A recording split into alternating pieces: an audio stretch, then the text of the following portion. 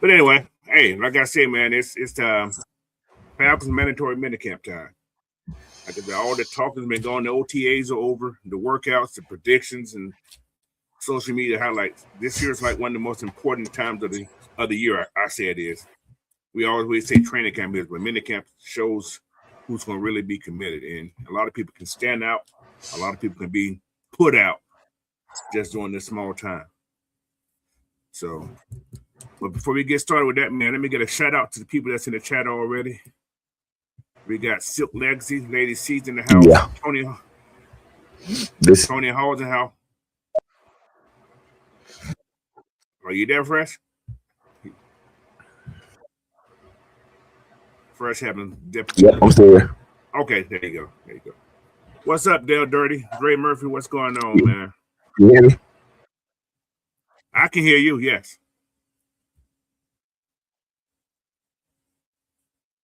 Yes. Yeah. Okay. Why is it everything going so slow? I don't know. It's that early morning, I guess. I don't know. Like string. Yeah, your mic sound like it's like has an echo behind it. Like I can hear you like you're right there. So, but yeah, man. So, what we're gonna talk about today is, man, we're gonna talk about this mandatory minicamp and what to expect and what I think what's gonna be going on. So, what do you say, Tony Hall? Good morning. What do you see, Tony Hall? There go Tony Hall. I didn't see him up there. What's up, Tony Hall? What's happening, man?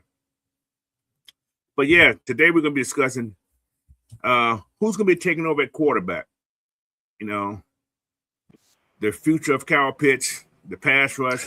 As of right now, it's gonna be Tua. That's what you think? Oh, you heard? I haven't heard. I haven't looked at no news this morning. Is Michael? Yeah. He's not. So they're not gonna activate him.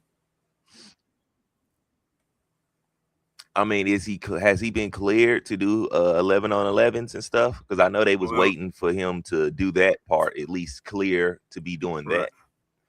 Well, supposedly, I don't know if Stefanski said something in this meeting about that. That's possible. He didn't give a full detail on what was going on with that, but I guess we're going to have to wait and see what happens when they report. Whenever I think Tuesday's going to be the first practice day, but we're going to see.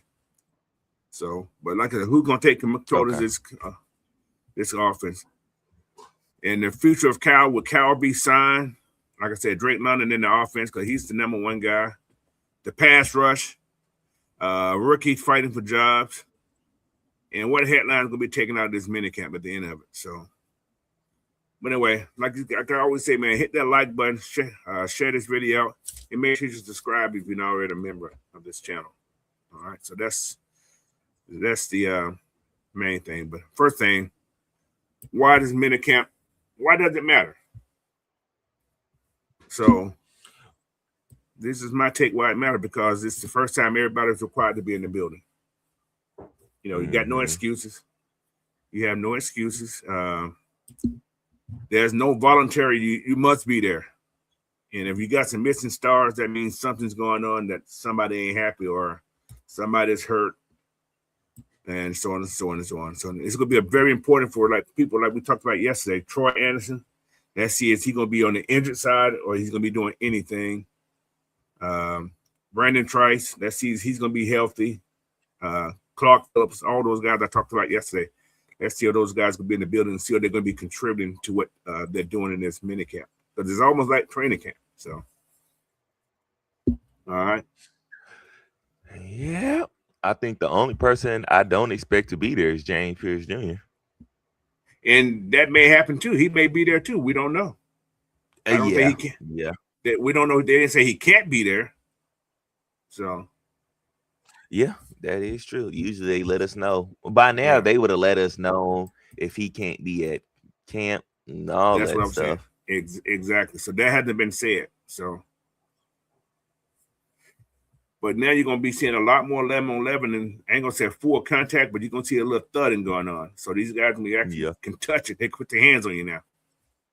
So that's going to be fun about it. So.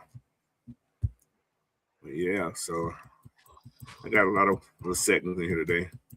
First segment, man, we're gonna talk about Penix. Now, we know Tua's in the building. We know that, and like you just said, we don't know is Penix gonna be able to go 11 on 11 yet. So, with that being said, if Tua's taking all the reps in his minicamp, does that put Mike behind the 8 ball? Is he? No, because he can still do. I mean, he's cleared up enough to do individuals and stuff. So there's still a lot of stuff you can kind of evaluate him on and have him do. You're just not putting him out there in 11 on 11 just to get a freak accident to happen. You know, so I think it's different ways for him to still compete and keep himself in it. So just like getting the mental part down, like play calling, the cadence, stuff like that, getting everything else down is just as important because everything is new. So you need to get this down just as much as Tua need to get all this stuff down, even though he's kind of more used to this style of offense and stuff. So it might come to him a little quicker. But he's also a veteran too, who has been a starter for quite a bit of time. So it's a lot of things. When it comes to stuff like this, you kind of expect your veteran always to look better than your rookie, or at least your up and coming quarterback. I mean, Penix ain't really had the cleanest start to his to his career. So I mean, yeah, of course, he's gonna look better in some areas than Tua, but like I said, I feel like Tua has kind of reached his ceiling. I think his ceiling would just look a lot better under Stefanski because he will utilize his talents and stuff a lot better and keep him from getting injured. And putting him in anything his own, like what's going on, put him in his offense, not what Tua does best. Okay, I get that. Yeah, but my concern with this win with Penix is minicamp is training camp is the same thing, but minicamp is that building. Well, like I said, Penix he's been in the building. It's not like he hasn't been in the building. But I'm afraid that with Tua taking all the snaps in minicamp, the chemistry with Tua is going to be there more than would be with Mike if he come back just in what's coming, because people are going to, Tua throwing the ball to us. So Tua is going to feel that connection more, I think, or that timing would be a little bit better going into training camp when they come back. Unless Mike get cleared later on and that they go do their own little thing like Matt Ryan used to do his players to get used to his players in the summertime. Yeah. So that could be a possibility too. I think it might be a little opposite because Mike has played with, London and Pitts and some of these guys in the offensive line in actual real games. So I don't think his connection will be better. Now, of course, timing and other little details might be better because it's so recent and it's like it's fresh. But I think I don't think it will change too much because you still got both left-handed quarterbacks. The ball's still gonna come off with the same spin somewhat. Now the velocities might be different. That mug might come in there a little bit quicker with Penix, but I think for the most part, what they've done at the quarterback position for us, it was basically keep the show running the same way it will run as if you had your starter. Okay, I can see that. But like I said, it's all about the command, the leadership. Like I said, the ball's going to come out different because I think Penix stronger than Tua. Then again, I really don't know. They said Tua got a strong arm too. But like I said, it's going. I feel the timing and him missing that time is going to. I don't know. You know what I'm saying? I'm not sure how this regime is going to handle this. It's a good situation to be in, but it's a bad situation for somebody. But if they're cool like that, they're gonna. If it's all about respect, one of the thing. If they both support each other, okay, you got this time, so on and so on and so on. But I was drafted number 4. I mean number 8, whatever number I was drafted at. You coming in and trying to take my job. I don't want Mike to have that pressure that he need to rush back. You understand what I'm saying? That's my thing. Mm-hmm. I don't want him to have to rush back. Like he already said, he said, I've been through this situation before. I know how to prepare myself after an injury because, like I say, they say he had 2 of these. But if he's on the field already doing what we've seen in the OTAs, he doesn't look that hurt to me. Well, I don't know what the deal is with that. Like I said, I'm thinking it's just with the cleanup because if you came in what's called, you shouldn't be doing hop steps and 7-step drops. You shouldn't be doing that right now. And he looked naturally doing it. So yeah, I think he's good. Like you said, I think what they're doing is making sure, extra precaution that at least he's gonna make it to the season first. Let him get hurt in the season. Exactly. It's way more understandable if he gets hurt there versus he gets hurt in the off season. Like, oh my god, yeah. So I think that's what it is mainly with him. And then I think they're also maybe testing out their new medical staff too. That's true. Remember Matt came in and replaced all them. So they might be trying to test and see how good they are before the season starts. That way they know if they need to make changes at their medical room before the season starts. So that way when we start getting injuries and people start going off in there, we know they're gonna come back out and not disappear. And that is kind of funny you say that. That's funny you just said that. Remember last year in OTAs, we had a lot of people that was getting these little quick hammies and stuff. Yeah. You ain't heard it. You ain't heard it this year. Nope. That's something to look at. That is, yeah. So yeah. But and one thing I said about what Penix, I don't think Penix had that pressure of being the face of the franchise. I think Bijan has that pressure. Yeah. So Penix don't have to feel that he has to be that guy, but he is the quarterback. He's a face anyway, but he don't have to be that guy. He doesn't have to be the superstar on the team. The superstar, exactly. He could just be the quarterback. Just be the quarterback, exactly. So, but he's gonna get most of the criticism still. Yeah, unfortunately. But, yeah. Oh, also another thing with their timing and stuff, I think with this type of offense, how we're gonna run the ball and stuff, I think he'll have time to work his timing with each other, with us, with the steady pace of running the ball. Yeah.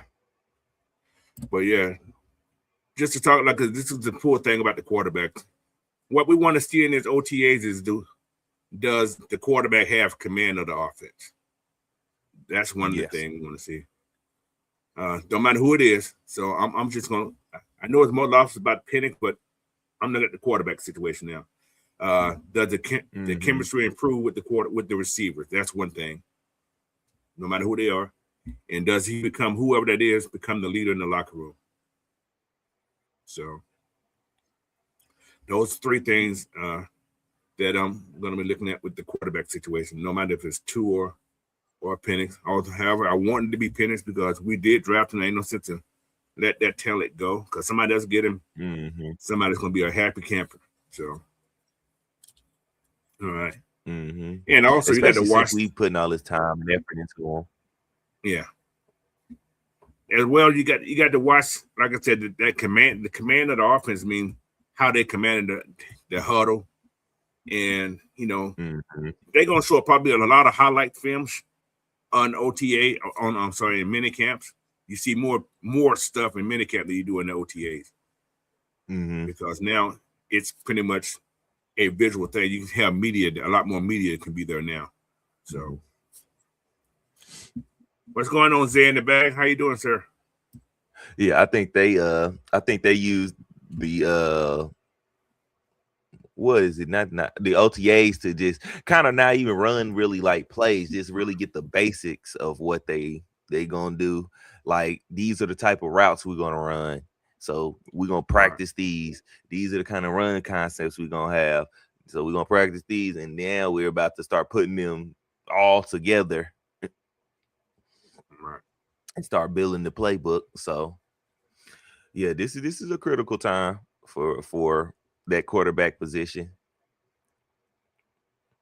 I honestly feel like both of them should feel pressure, period. Because Tua gotta, I gotta feel like Tua gotta have some pressure on him too.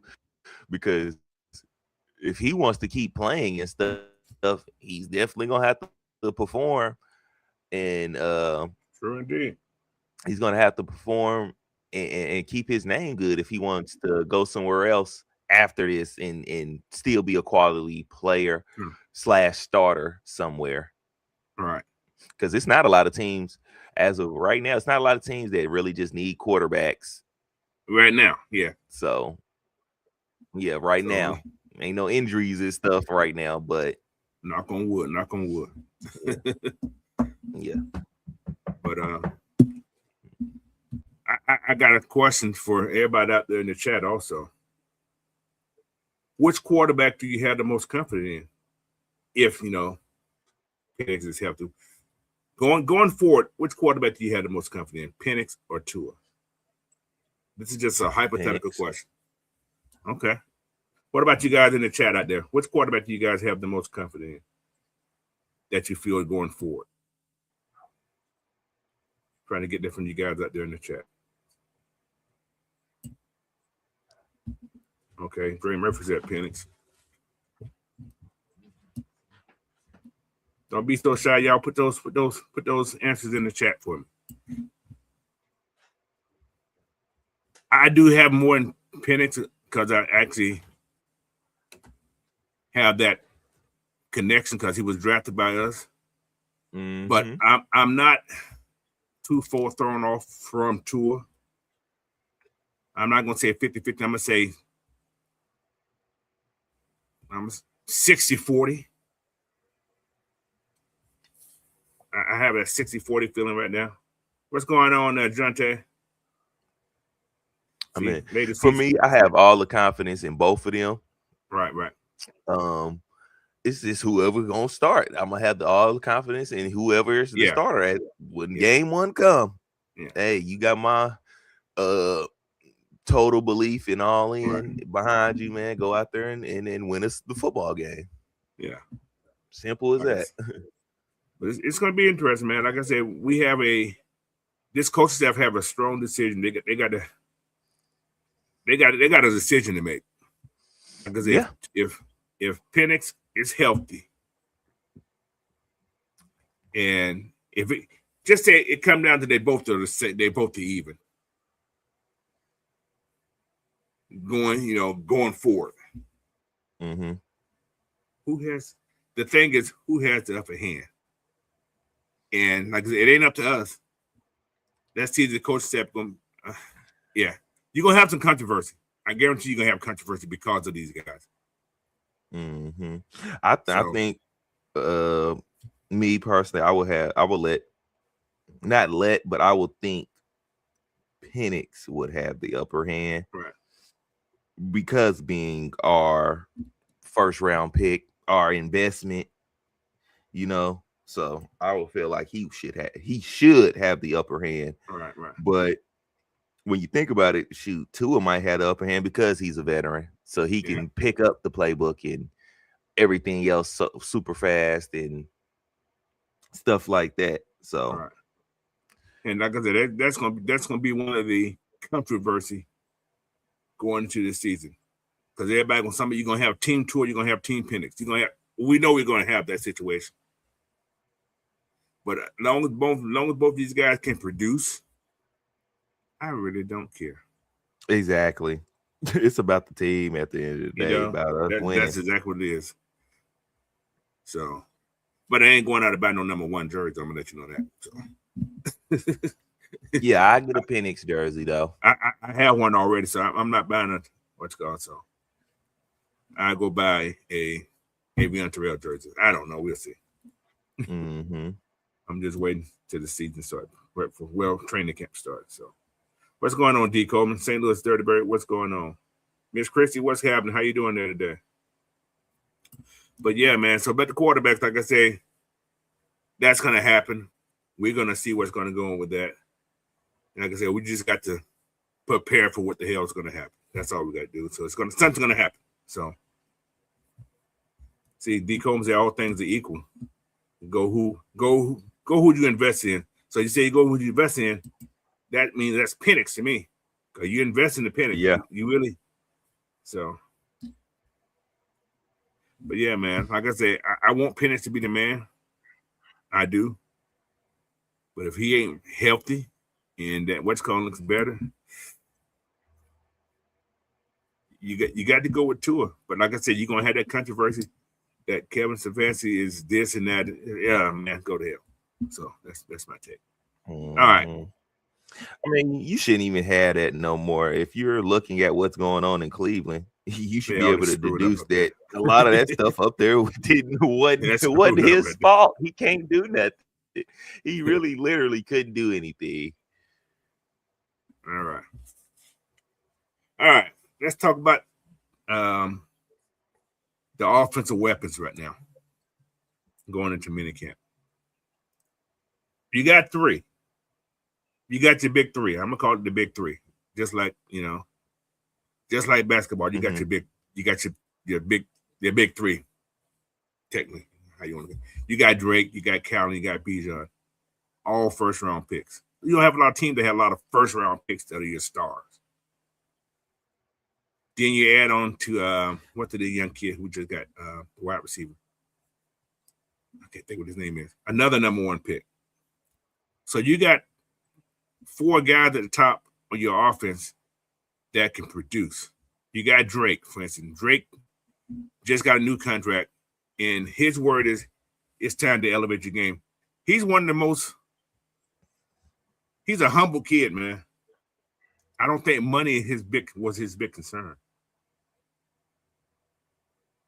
I mean, if you look at him and if you look at a lot of these kids nowadays, money shouldn't be their damn big concern. Hell, y'all getting NIL, y'all basically getting. But I don't think Drake came in the NIL NFL deal. Contract. Nah, he did. Was he an NIL guy? The NIL money was being passed out at that time. What about Cal? So did Cal miss it when it was illegal? I think Cal was the one who missed it.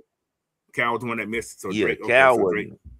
I think everybody else got that. I don't think Drake might have got like one of them big old deals. I think he got, when they first started, you know what I'm saying, when they was giving a little change, kind of a little bit. Well, we know Bijan also before then, I mean, yeah. I mean, if you look at, he lived in Cali, so for one, Cali is an expensive place to be at anyway. Going to USC was well off anyway, though. Yeah, I think that's where I was getting to. I think his family was already just well off, and you could tell he has a sense of value when it comes to money. He just not right. He don't seem like one of them guys who just he's gonna waste it and everything. And then every time you see him, you really don't see him with jewelry and stuff on. Right. You see him in regular, maybe some expensive clothes, which everybody's gonna splurge somewhere with their money. But I don't really hardly ever see Drake, especially even on his Instagram. I don't see flash. Yeah, I don't see him flashy. I don't see him flashy. Nothing like that. I don't see none of these guys that flashy. Money was a problem. Yeah, no, I don't even see Bijan being flashy. Bijan, he's like a regular dude. He be wearing sweats and shit. Yeah, I don't even think Bijan got any chains. I think he got earrings. That's about it. Because that's the most I've seen him wear is some earrings. So, but yeah, man. But being Pitts, man, let's see if this offense gonna be his. I ain't gonna say it's coming out. Let's see, can this offense elevate his game also? That's what I'm looking forward to see. Will this offense elevate Pitt's game? I think Drake's gonna be Drake. Mm-hmm. And Bijan's gonna be Bijan. But this year here for me is to see how high Cal Pitts can go. out of these big three, because the other guys gonna get theirs. I think. I know Bijan's gonna get his. I can't even put Bijan in this category. That's undeniable. That's like a natural. That's natural. I think it'll be a big year because, unlike all the other years, except his first year, they're actually going to get him involved, like actually like having play calls that gets the ball to the tight end. Right. Versus we're trying to just look for it. We're calling the plays and hopefully he gets a mismatch. Right.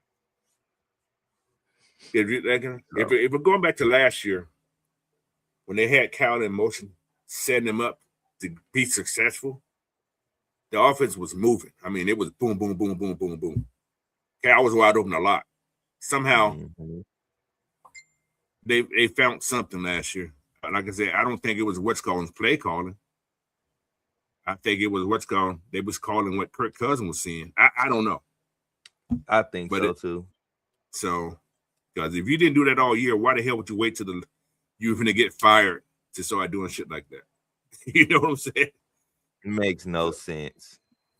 So all of a sudden, y'all know how to call plays and put him in motion and stuff, but he wasn't. Like you said, he wasn't doing that none of the year prior to these games. Yeah. So. But yeah, like I said, we got Bijan. But like I said, the next step, another thing about these guys here, getting these guys paid. With the Drake contract, you can get somebody else paid. You can get somebody else paid. Especially if you can make that books look the way you did Drake's contract.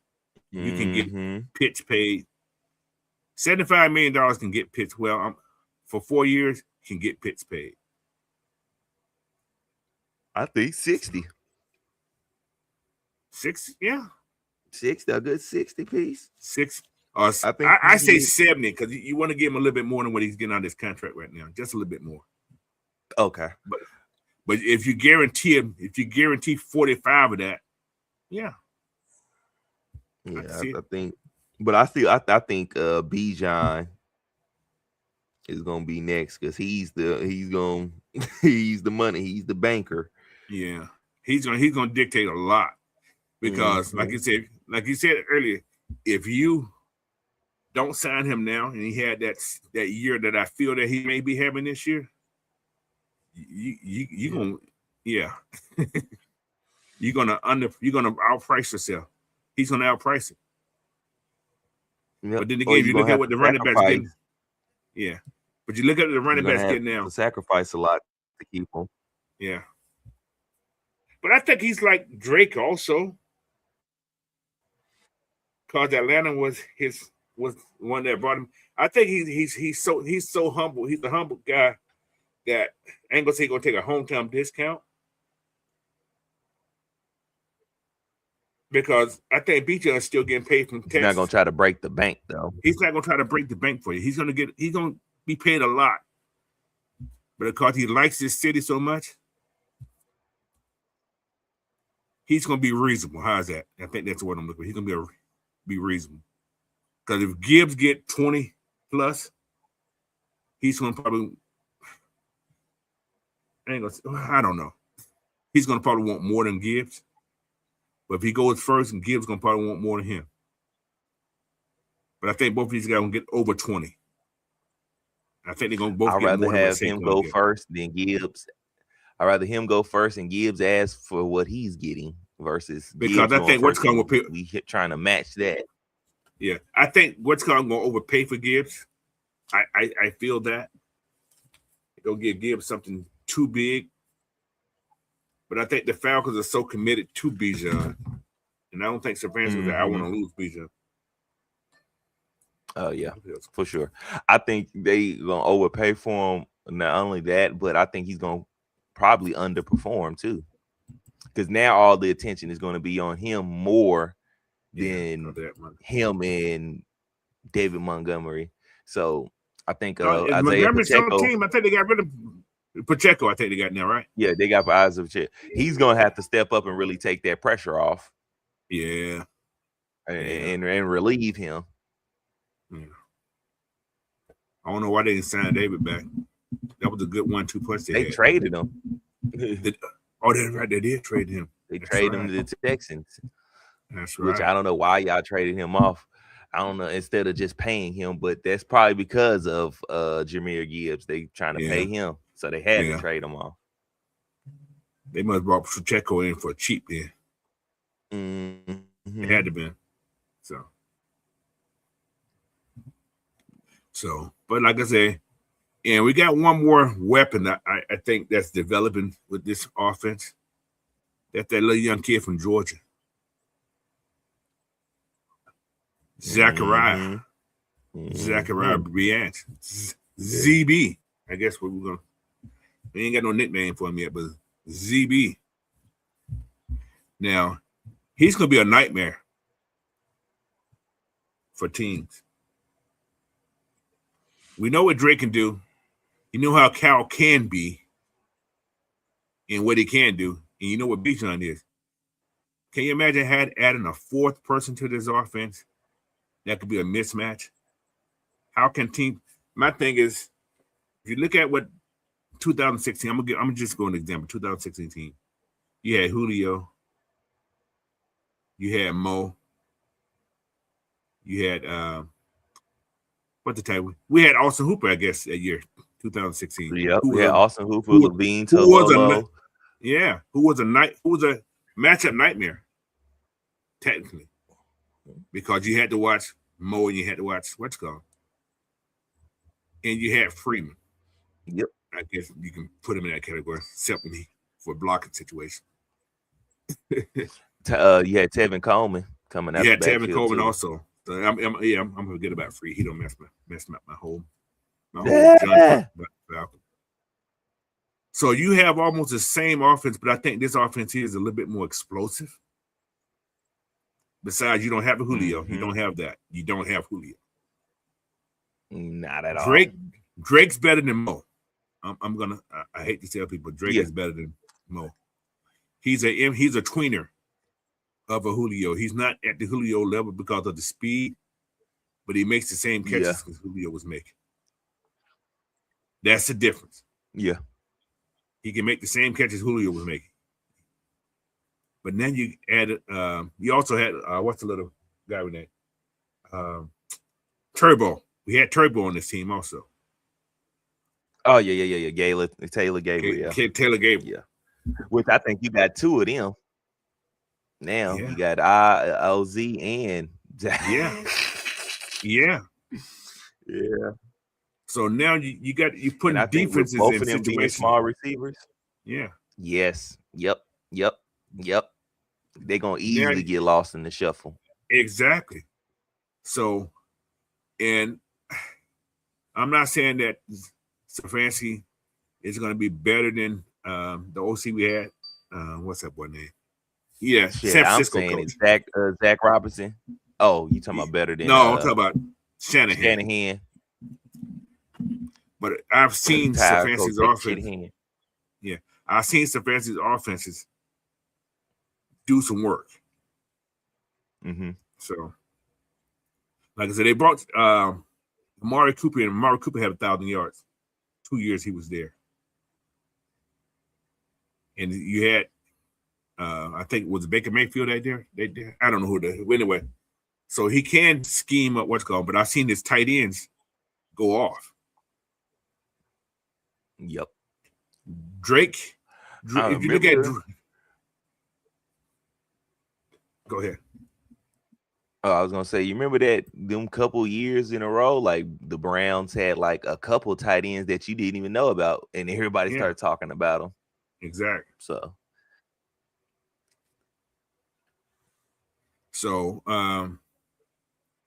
you had the two tight ends they had last year put up good numbers without having a top wide receiver. They had the kid from Alabama at the wide receiver last year. I can't remember his name. Jerry Judy. So drop a lot. Judy. Yeah. So this offense is going to be explosive. I think if you look at what Reese did in Alabama was explosive under him.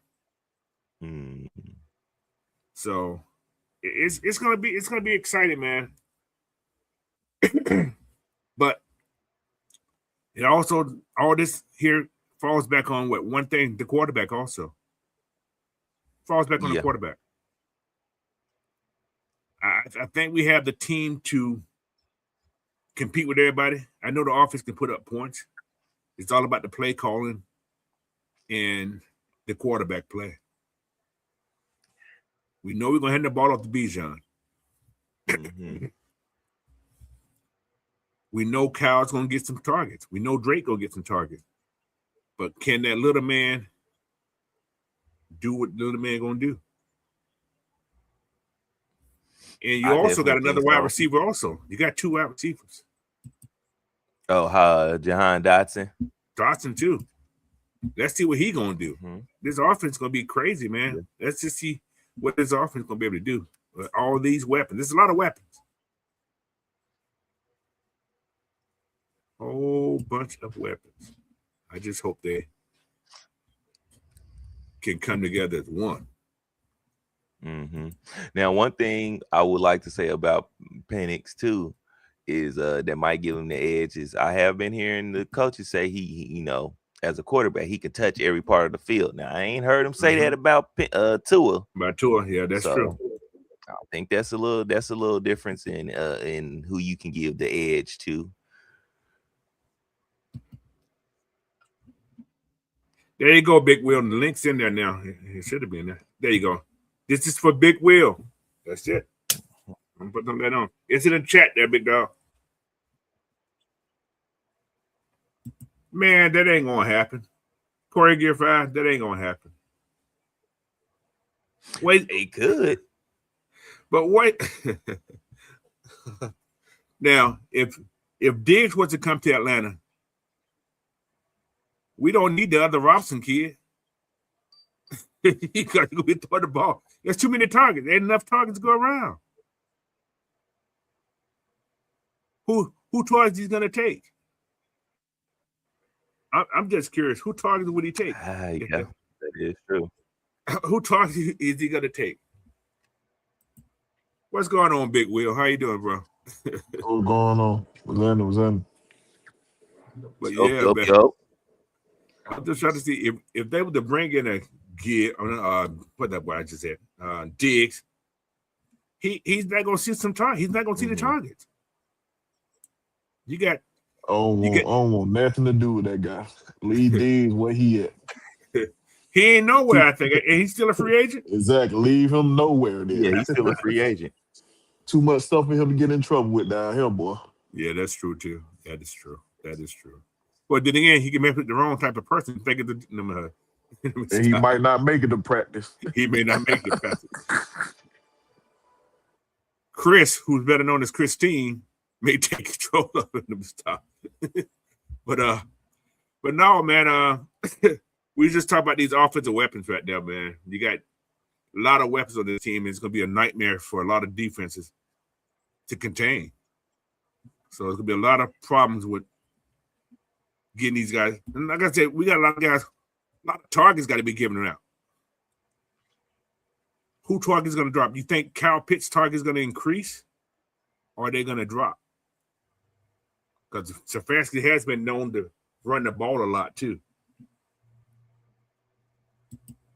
How you guys feel about that? I think I've been saying this. I feel for like Cal, his targets will drop, but he's going to get more explosive plays because of how the play calling is going to go and how they use the tight ends. He's going to get more explosive plays off of actually being used the right way, so you don't have to force feed him the ball all the time. But also you can keep him satisfied with what the targets he does get. Okay. Long as you catch the ball, he getting his target. That too, because it does come down to him doing his part. Right. So, what this year? How many targets do you expect Drake to get this year? Just on a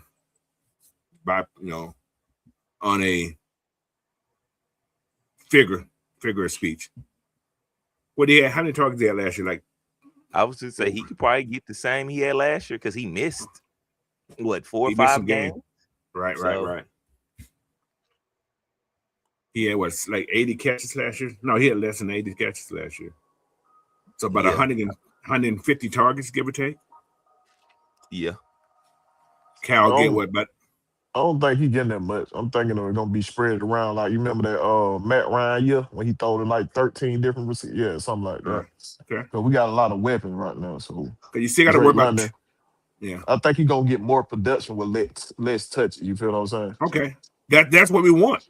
That's Yeah, exactly what we want. Yeah, that's Yeah. what we want. because last year he was doing a lot of dirty work. You know what I'm saying? He was Right. fighting for catches Right. and stuff like that. I think He was getting this force scheme, fed last year. right? Yeah, he was getting force fed last year. Yeah, you're This right. scheme gonna have him more open this year. Okay. You know what I'm saying? So I think gonna get more production with less touch. So we can say Yeah. about the You whole ain't got to all the worry wide about receivers. David Steele's getting any of them. Oh my lord. The fifth. Yeah, you Same thing. gotta say the fifth now. Yeah. So we say the same thing about all our wide receivers. You got to take advantage of the targets that you get Yeah, and because produce off the. we got too many weapons at wide receiver now.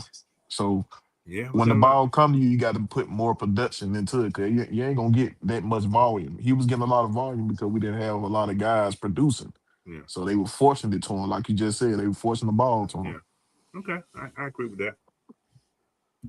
How many carries Bijan get this year, y'all? That's the same situation. I think they're gonna use a 2-back system Yeah. with these guys. Yeah. So that's the same, more production out of less touches. Okay. So for Bijan to get, I don't think his. Yeah, I don't think his his touches change. I mean, he's what is it come down to, like over 200 carries almost, and yeah, about another long as it 50 ain't or so 300 carries. passes. Yeah, long as it ain't 300 carries, I'd be okay. Yeah, Yeah. I would like that to go down. Keep his longevity here. Yeah. His You keep know, his that was the injury argument. history down. That was the argument we had last year. They wasn't using the 2-back system enough last year. They was getting Bijan the ball too much. You know what I'm saying? So you want to keep him, like, especially if you're trying to sign him a new contract, you want to keep him healthy as possible. Yeah. You know what Or I'm at saying? least, Not overwork him. Yep. yeah. Let me see how many carries Bijan had last year. Just people. I was just about to ask you that. How many he had? I'm finna go look at it right now, just because we talking about it. I am curious. Bijan had 1,400 rushing yards last year. He had, where we at, Bijan? 287. We need to drop that number. That's a lot of Yeah, numbers. he need to drop that. How many touches he's had in the receiving? And receiving, Yep. he had, Let me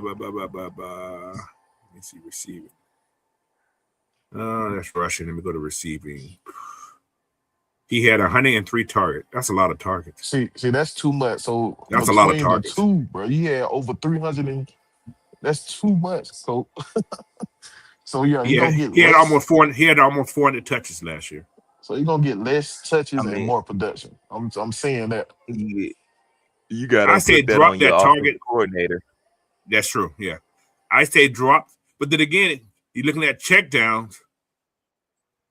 I think we're gonna see a lot of check downs this year. I expect we're gonna see a lot of check downs this year. So that target may just stay the same. He had 79. Damn, he had 79 receptions last year. That's a lot of catches. And like I said, most of those was check downs last year too. Oh, Drake only had 112 targets last year, but he missed 4 games. Cal had 118. Mooney had 72. David Seals had 36 targets. That's a lot.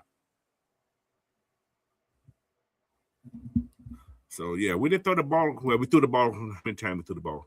519 passes last year for 3,700 yards total. So, that there is a problem. So, we're looking at how many guys we're going to throw the ball to this year. Probably everybody.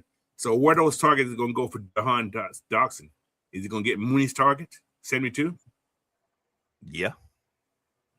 I mean, that's more opportunities that he has gotten all his career. We ran 1,000 plays last year. not counting the penalties and everything, so on some.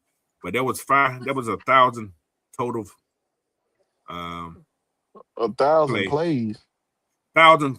There was 477 carries and 519. I'm just looking at overall what's going. It could have been more than that, but we got to think about the penalties. You don't even count that stuff in there. They don't even put that in here.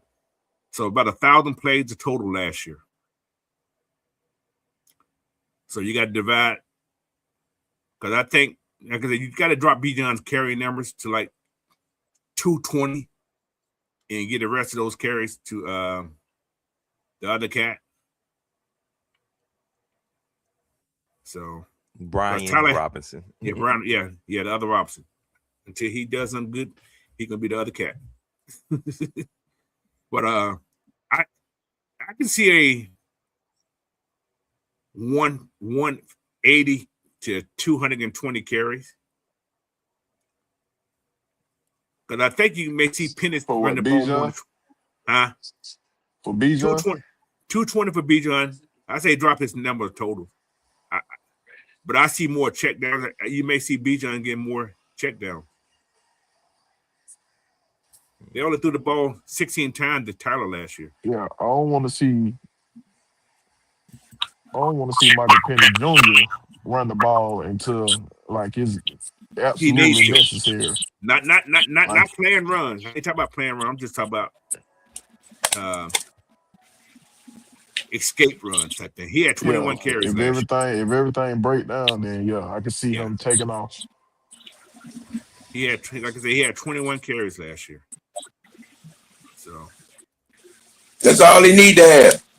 Yeah, I agree. I don't want to see him with no planned runs. I don't want to see that. So that's what I'm saying. But I can see your boy Zachariah Branch getting some of those carries too. Around him, all some jet end arounds and stuff like that. Yeah, I can see that. So, shit. Who else we got in here? Kirk Cousins had 14 carries. Well, he did.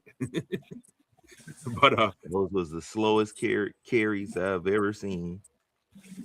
How many yards that man? I'm just curious. He had 7 total yards last year. Oh, wow. Yes. But getting sacks take away your carry yards, rushing yards, and yeah. Well, he averaged 0.05. No, 0.5 yards a carry. So that's a lot. But anyway, man. But Kirk Cousins was moving, wasn't he? Moving nowhere. But yeah, so 3,700 yard passing. Did you see what I sent you? Mm-hmm. Somebody ain't worried about being a quarterback. Y'all must be talking about Sam's favorite guy. Man, I try to stay in my lane, but this dude just keep giving me more shit to say about his dumb ass.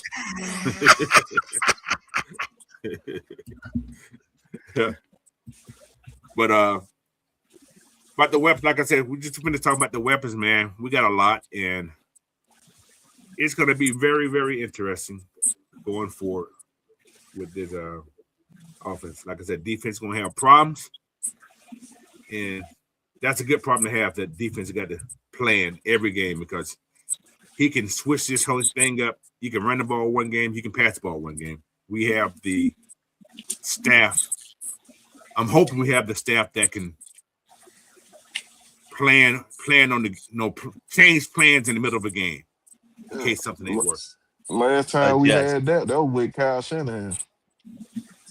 Well, the defense didn't know what we was running or passing. Yeah, but that's what you want to keep the defense off. Yeah, exactly. Off balance. You know what I mean? I think we have that again. Hopefully, like I said, until we see it, it's all about a hope right now. So, all right. We done. If you know Kevin Stefanski's system and you paid attention to it, it's not hard to see. Oh yeah, And I was talking about this yesterday with the 9 or 10 guys we got in camp in the receiver room.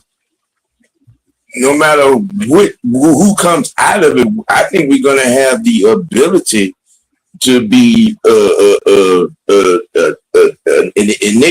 enigmatic, you know what I'm saying, offense. You know, being able, which means doing a little bit of everything. I definitely agree with that. You got speed on top of speed and size in this receiver room, which I think is not getting all the right ink. It ain't enough attention being paid attention to this receiver room. But that's a good thing. I want them to sleep. I want people to stay asleep. That's my thing. Like I said, nobody's seen 2016 coming out the way they came out, right? Everybody slept on that team. Like, oh shit, we got to change our strategy. By that time, everything was clicking. It was too late then. Mm-hmm. It was too late. So, and also, I think people didn't think we was gonna be nothing neither that year because we lost our first game. Yeah. But having Matt in here, I'm gonna say this to him blue in the face. They ain't gonna. I hope never be blue. He knows how to win. Now he has control. He can put it the way he wanted to do it when he was a player. He knew what it take, but they weren't doing it because he wasn't the man in charge. Now he's in charge. His vision is gonna be like. That again. That's all you keep hearing now. The energy that Matt Ryan brings to the team, man. So somebody the coach can lean on if he need to. You know what I mean? Yeah, I like that. That was one of the best moves Arthur Blank could have did. And they came in with a plan, and I think we're gonna be in the playoff, bro. I see it. Yeah, I see it. Well, yeah, I see it more this year than I did last year. So because we still had the greatest guy on turf with the nice Jordans and the capri pants on. So, and the coach, he coached him hard too. He had him out there in the rain. You remember last year, as soon as it started raining, I was noticing that. Yeah, and I noticed that. I was like, damn, is it raining out there? Yeah, they was in the rain, which is a good thing. Yeah. You got to make them play in the elements. Yep. Toughen them up. Yeah, exactly. Toughen them up. The biggest difference in this offseason to start is that a lot of people don't get it is a deliberate structure. And you hear that deliberate structure. Too. Yeah. Did you hear what the guys was saying in all their interviews? Like you heard DJ, he says way different. He emphasized on way. But they done changed the whole. They done changed the language, the scheme language. There's nothing residually left over from that last regime. They done changed everything. They done changed the restroom, the locker room, the grass on the field. You ain't got the same water boys, ball boys, nothing. The only thing they probably kept over was that little television screen. You know, they see them plays in full. That's when they it. go back and they probably kept that. That's probably it. But now, if you, like I said, I don't know. Remember how it was last year, Sam, at training camp? How it was going straight up and down. Now it's side to side. You on the field, you can see the whole 100-yard field now. You don't have to worry about looking alone. They changed the whole direction of the field. Yeah, they changed the field layout. Yep. Yeah.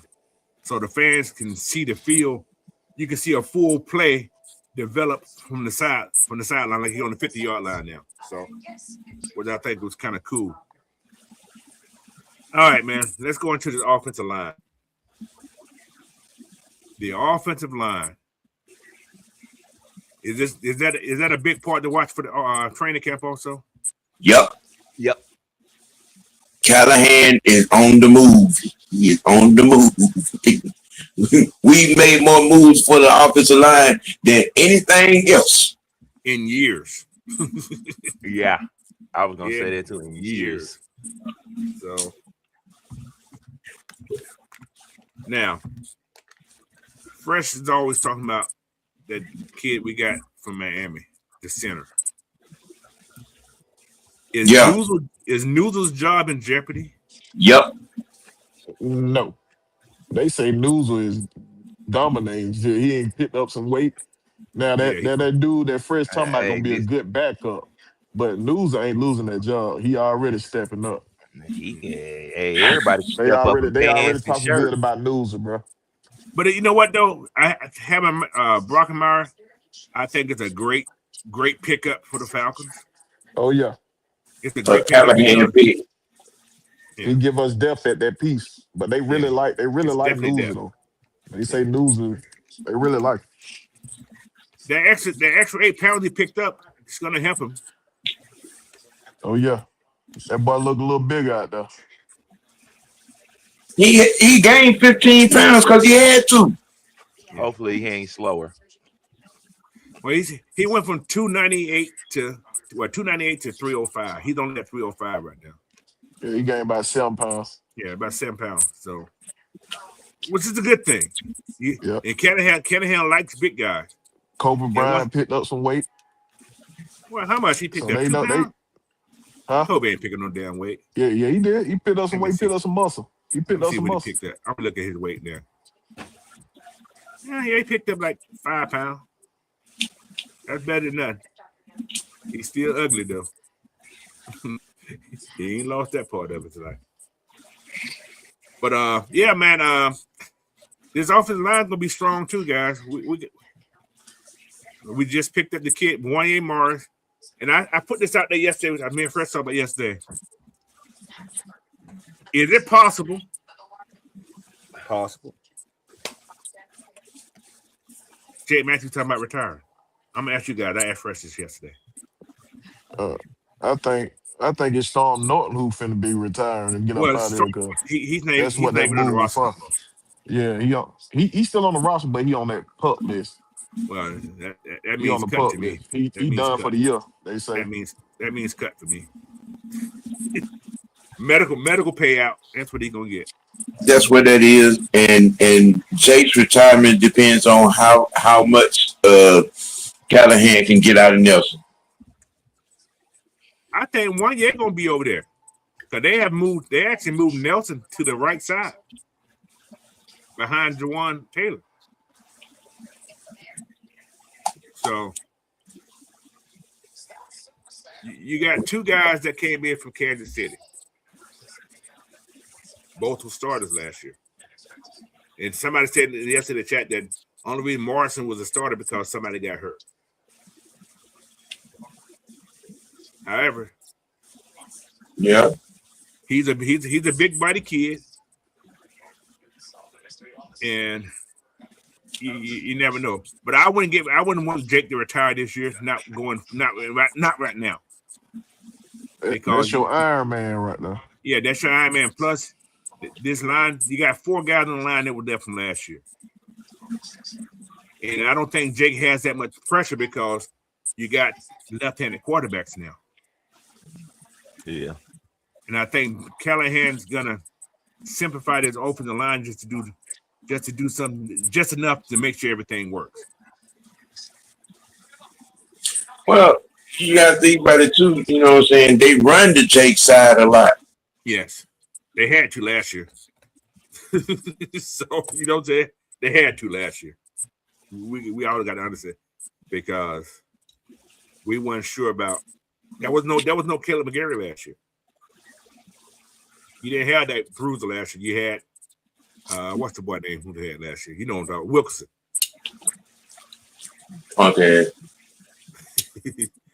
So The one that got our quarterback injured. Yep. because y'all think about when Caleb was there, we ran the ball to the right side a whole bunch.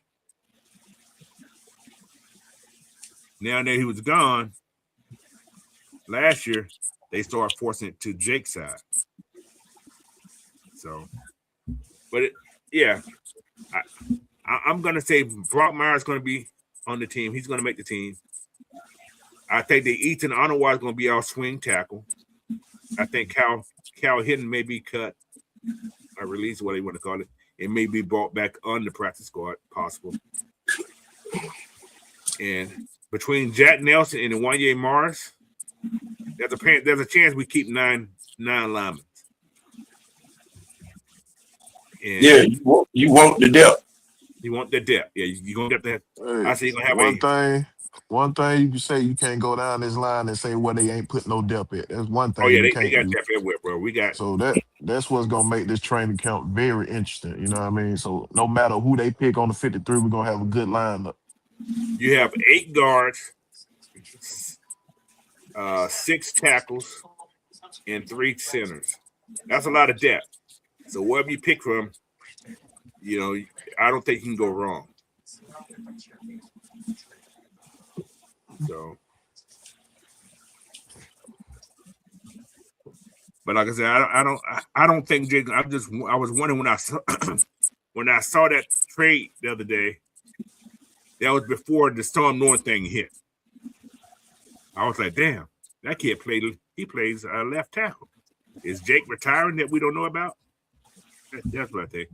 And also some fresh said yesterday, this could be a future move just in case Jake decided to retire this year. So it's a lot of possibilities about this offensive line. What can be going on? So this, like I said, could be a future thing to bring Wanya Morris in to be Jake's replacement. Not a bad guy to learn from, as well as you got the Bill Callahan effect also. He's been known to put linemen to work well as one. So that's my part on the offensive line. You guys got anything on the offensive line that you want to speak on? We also still got that undrafted free agent Riley kid from Wisconsin, that big Riley ass kid. Mall man. Mm-hmm. Yeah. I want him to turn into something and keep him. I agree. Well, you got the right coaching there for it.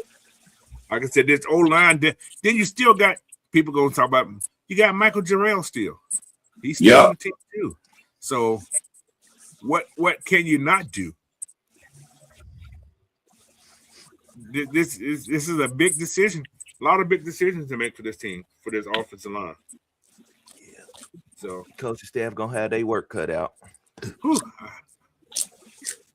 And like I said, Ian came in. Like he said, he gonna start from the he gonna make the floor higher because everybody got to work. You want to make this team, you got to be the best of the best. You have to be the best of the best, or you're gonna be cut. Oh yeah, you better bring it this year. You won't make this team. Yeah, you won't make this team.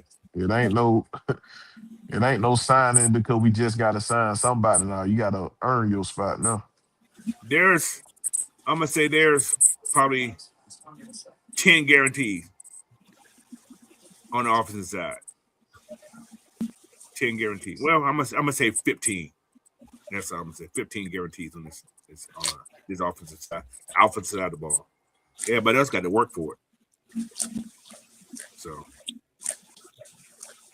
all right, let's go to this next. Let's go. All right, let's talk about the defensive side right now. This defense must take the next step. You guys got to agree? Yes. Yeah. Coming off last year, yeah. Yeah, okay. Key players to look for. You got Jesse Bates for one. You got what's my George? I can't even think of my Georgia boy name is. What's called? Ojulari. Got Ojulari. Diablo got to be very important this year. Jalen Walker got to be very important this year. Mason Smith. Brandon Dolan's got to continue the track he was on, which I think he will be. I think he's going to be a Pro Bowler this year. I'm gonna put it out there. I'm gonna write it in my name that Brandon Dolan will be a Pro Bowler this year. He would have made it last year. He didn't get hurt.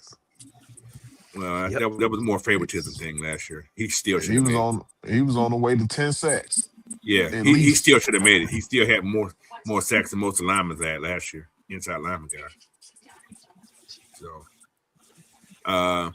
but the thing right now is to see who's going to be that nickel guy. Who's going to be the nickel back this year? Ariana. Possible. because I also said somebody who's on the struggling mark right now. Mike Hughes got to have a good camp. Because you may see Avion playing that position right there if Mike Hughes don't have a great camp. So that's my take. Mike Hughes may be the odd man out. He may be a trade piece, and Avion may just step into that spot.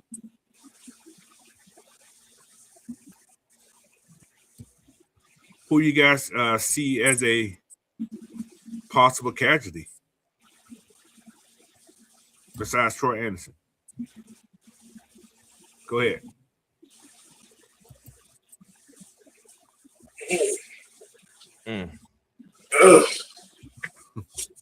Go ahead, Sam. I know you got something to say. I walked to the kitchen real quick. What was the question?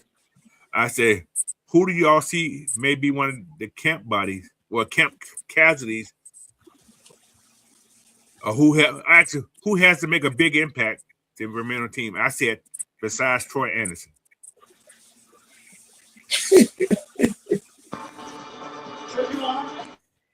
Y'all really trying to get Troy out the door? It ain't trying to get out the door. He has to show something. We know what his talent level is, but if he can stay healthy, he make this team. That's the Big thing. if. And showed you that. Well, he has one good game, and then He he's had gone. more than one good game, coach. Well, he had one good game last year. Well, the year before last. I don't even think he played last year. He has the talent. But then again, he is not a Albright guy. Albright didn't bring him in. But Go ahead. Is Troy and Kendall Anderson? Who is listening to Star Wars?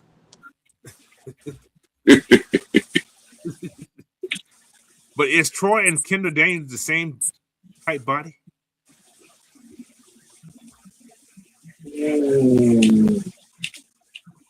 Maybe. I think Troy may be a little bigger.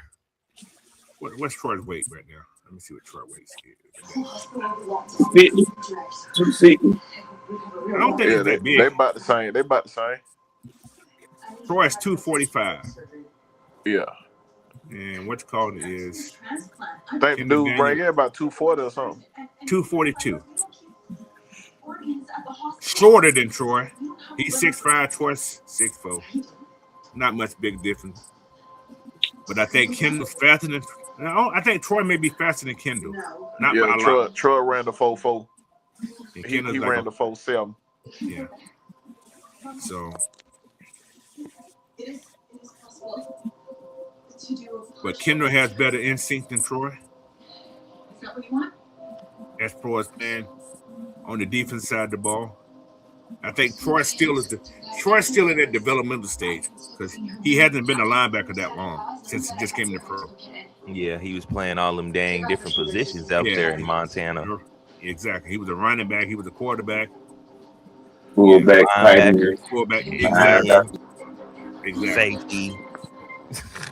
He was a one-man show out there. Basically. So. But they do have Harold Perkins Jr., who ain't as big as Troy, but is just as athletic as Troy. Oh, yeah. So Troy has to be watching out for Harold Perkins. And how many linebackers we keep? I don't know. Because these are your inside linebackers, guys, I'm talking. You got Christian Harrison, who is a lock. He's locked in. I'm going to get that to it. You got Divine Diablo, who is locked in. I'm going to say Kendall Daniel and Harold Perkins are both locked in. So that leaves Troy, Shannon Tyndall, I ain't going to mention the other guy's name, and Malik Vernon. Because the other guy made the team, something's wrong. Who, Caillou?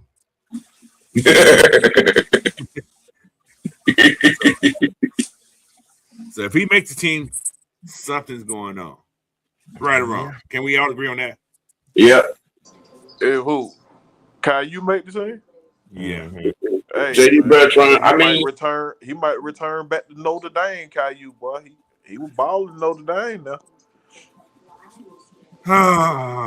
Was Hey, man, ain't what no, the you key word can't tell in that nowadays now. That's true. That's I've true. seen what players come back and be I agree. good I the agree next with year on that. now. I agree on that part. It could have just been the. I ain't gonna say it. No, I ain't gonna say yeah, it. and was the buffoonery that was the Home of the Clown Chronicles. Yeah. Yeah. That could have something to do with it. I'm not gonna say it is, but he just looked it bad. He looked it bad last year. He looked it real bad. Scary. Yeah. And you look this ever since he put that doggone helmet on, he been looking scared. Take that doggone caution helmet off. I'll go invest in a helmet that looks regular.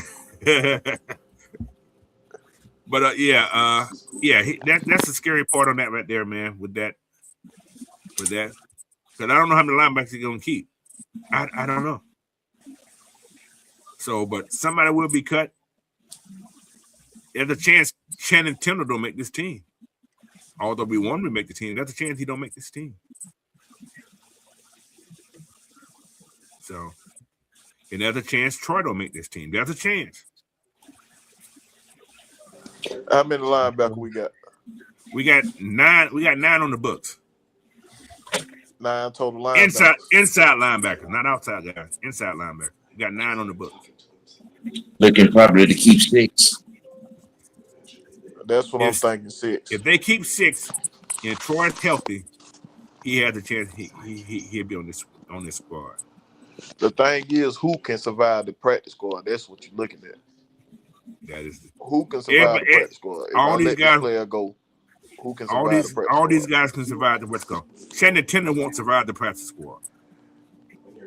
I don't want to let goddamn. It'll be just our luck. We let Troy Anderson go. He go down there to Saints and goddamn torment us 2 days. Goddamn year. He got to stay healthy though. That'll be crazy, boy. That's what I'm saying. It'll be just I get luck. what you're saying. I get what you're saying. But then again, if you got to go check on anybody who can check on, who put B. John on what's called, and Troy got to go cover him, he gonna get lost. We've seen that in practice too many times. So, all right, let's go to the outside linebackers, guys. All right, you got Jalon.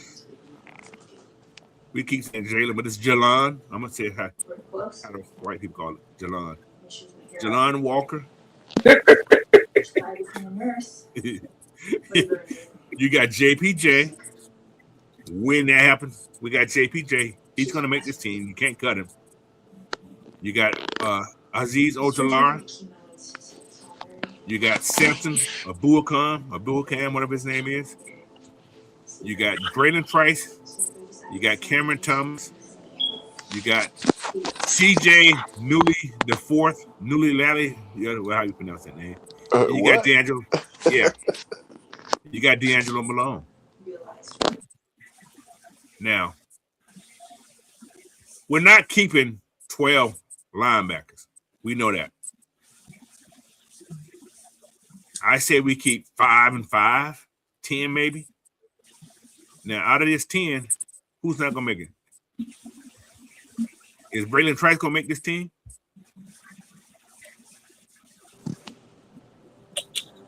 I don't know. We ain't seen him yet. We got to see him healthy out there playing. We ain't seen none of him yet.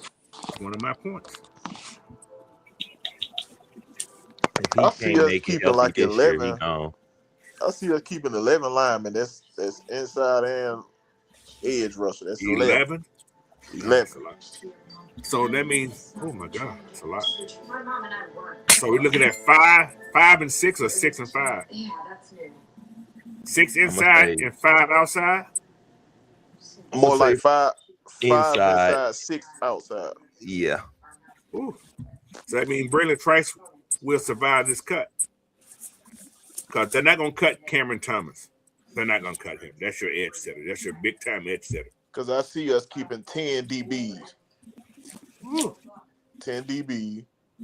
So you're looking at that number ain't gonna match. That number ain't gonna match. Because that means you're gonna have almost 35 people on the defensive side. Not 35. You ain't gonna have 35. Okay, you looking at you got 11 10 on the 10 line. DBs. Okay. 10 DBs. You talk about linebackers. How many linebackers you gonna have? Five middle linebackers. Okay, you gotta do the math. 5 middle linebackers. I'm gonna write it down. Okay, 5 middle. Okay. How many outside linebackers? That's gonna be 6. Because I count them in with the edge. They do the same thing. Okay. So that's 6, 5 inside, 5 D tackles. 5 D tackles? Yep. Okay. 6 cornerback, 4 safeties. Okay, so that comes up to be 26. 26. Okay. 26. And how many people on the offense? How many people on the defense on the offensive side you keep? I'm just curious. Matter of fact, I had that's 26. I had them on 26. So that made 20. You got to count 3. On 3 offense. 23 on offense. 23 on offense. Oh my God. Yeah. So 2 quarterbacks? That's 40. Hold on now. 23, 26, 20. Yeah. Don't forget What is a 53 man roster? 53? 53 man. Don't forget so the it's 24. It's 24. 24 on offense. 24 on offense. Yeah. So they give you the punter, the kicker, and the long snapper. Okay. You got your 3 spot. Yeah. Oh, that's a lot. So how many offensive linemen? I had I think I had 8 offensive linemen. 8 linemen. Because I think a lot of them offensive linemen will make the practice squad. They'll survive the waiver. How many offensive? How many wide receivers? I had 7 wide receivers. So I got 8, That's 7. 15. That's 15. So far. So I had 3 quarterback. 3. That's 18. That's 18. Then I had 4 tight end. That's 22. That's 22. And 2 quarterbacks. 2 running back. 2 running backs. Yep. Ooh. Okay. So Cash Jones gonna make this team. He gonna make it as a wide receiver. That's what 7 came from. You did say 7. Okay, you did say 7. Okay. All right. That's how I set it up. Because I think it's more prospects on the defense side of the ball than it is the offense. I agree. See what I'm saying? Okay. The numbers match. So with the 5 D linemen, who you keep? Well, you got big boy Hand. You got Hand. Okay. You got Doyless. Okay. You got Mason Smith. For sure. Laquel London. So that means you're gonna cut Chris Williams. Chris Williams. It's between him and Ontario for that 5th one. No. Okay. So you can't have Laquel London then. Who? You gonna cut Zach? Zach is an edge to me. They use him more as an edge. Well, he's a D lineman. He's a D end. Yeah, defensive edge. Well, edge and outside linebacker the same. You can't. It's impossible. Huh? To have that many guns because somebody got to be cut. We only gonna have 6 outside edge. Edge outside, we're gonna have 6. So 5 D tackle. So your edge outside guy gonna be Jalen Walker, James Pearson, who else? Harrison. Who that other one is? So Cameron Thompson is cut then. New York. So Cameron Thompson cut then. Angelo Jalari, he gonna be 4. Ojulari. Yeah, he gonna be 4. You cut Samson Ekabun too? No, they like Samson, so he 5. They like him. Somebody gonna get cut. It's gonna be tough either way, Coach. The thing is it's gonna be who you think can survive the waiver. That's what it's gonna be. They're gonna win a lot of these signings. So a lot of these guys ain't gonna survive that waiver. Either way it go, it's gonna be some good guy getting cut, Coach. It's gonna be. I agree. That's why it's gonna be hard. It's gonna be hard. All right. So we got that out the way. DB. But Laquel London is a guaranteed spot. He proved himself. Ooh, I don't know. He guaranteed. That boy proved himself. That boy had 5.5 sacks. Had more than goddamn Rick Roll. That's why Rook ain't here. All right. Who are your DBs? Now you want to make it tough. You want to make it hard. Yeah. I want to know what you got. I got Who's your cornerback? Give me your cornerback. Mike Hughes, AJ Terrell. Okay. Avion Terrell. Okay. Billy Bowman. Okay. Kobe Bryant. Okay. And what about one of them new guy we brought in. Damn. Darnell Holmes? Yeah, Holmes. Okay. That's 6. What about Sidney Brown? He's playing safety though. Yeah, he's safety. He won on safety. So you got Xavier Watts, number 3, Jesse Bate. Okay. Home. Oh, what the name is? Who you just said? Sidney Brown. Brown. Okay. And Halams. Hitman. I'm thinking Hitman making it. I think Hitman gonna make it. Is Daryl Hall getting cut there? Yeah. Don't know about that. I think Hitman gonna make it. I think he got something for y'all this year. I think Hitman making it. We've been saying that for 3 years.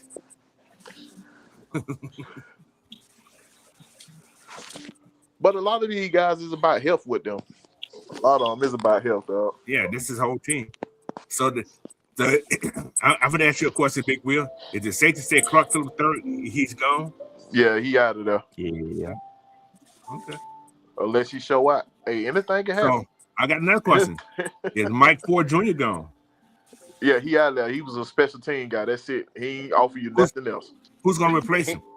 It's plenty. We got plenty of special team guys on the team. Well, who's gonna replace what Mike Hughes does? Mike Hughes is one of your best safety team guys in the league, though. You said Ford. Mike Ford. I said Mike Ford. Yeah, but we can't just have one guy just do special team because we got to offer something else. He can come in and we got plenty of guys that we signed this year. Because if you want to talk about, Kendall is a special team guru. We got a lot of guys. Cash Jones, special team guru. That's true too. But we got plenty of guys that play special team. Okay. He said Hall over Phillips. But Hall plays safety though. He's at safety now. So yeah, man, it's tough. These one of these things you got a good problem to have, as they say back in the day, Coach. Yeah, good problem to have. What the hell? For sure. I do not look like Mike Brown. Yeah. I wish had his change right now. He may be guys. This kid may be a world champion. Mike Brown may get his first championship. Ain't that something special? And the Hawks cut him. The Spurs giving it to him. It ain't because he earned it. They giving it to him. But I ain't gonna say they giving it to him. New York's playing good defense. The Spurs had double-digit lead all 4 games. Well, that means one team is more resilient than the other two. No, did you see? You call it what you want to call it. When you got Wembanyama throwing the ball at the back of one of his players in the closing game, then you got Fox trying to go do a layup. All he got to do is run the clock out, Coach. Come on now. So that means bad coaching, right? I think these niggas get paid. It's Vegas. This is what this is. This Vegas. Oh, I know. This is Vegas. That's bad coaching. There's no discipline on that team. You can't, Coach. It's bad coaching. I don't know what else that coach could have did to tell Fox what you should have known. You're a veteran in this league. Well, he's never been. It's only like 4 seconds left on the clock. This team is young, and it's bad coaching. It's coaching. You should have had that. You came out of a timeout. Man, this thing is over. You blow a 30-point lead to tie this series up. This thing is over. It's over. I'm not saying it's over.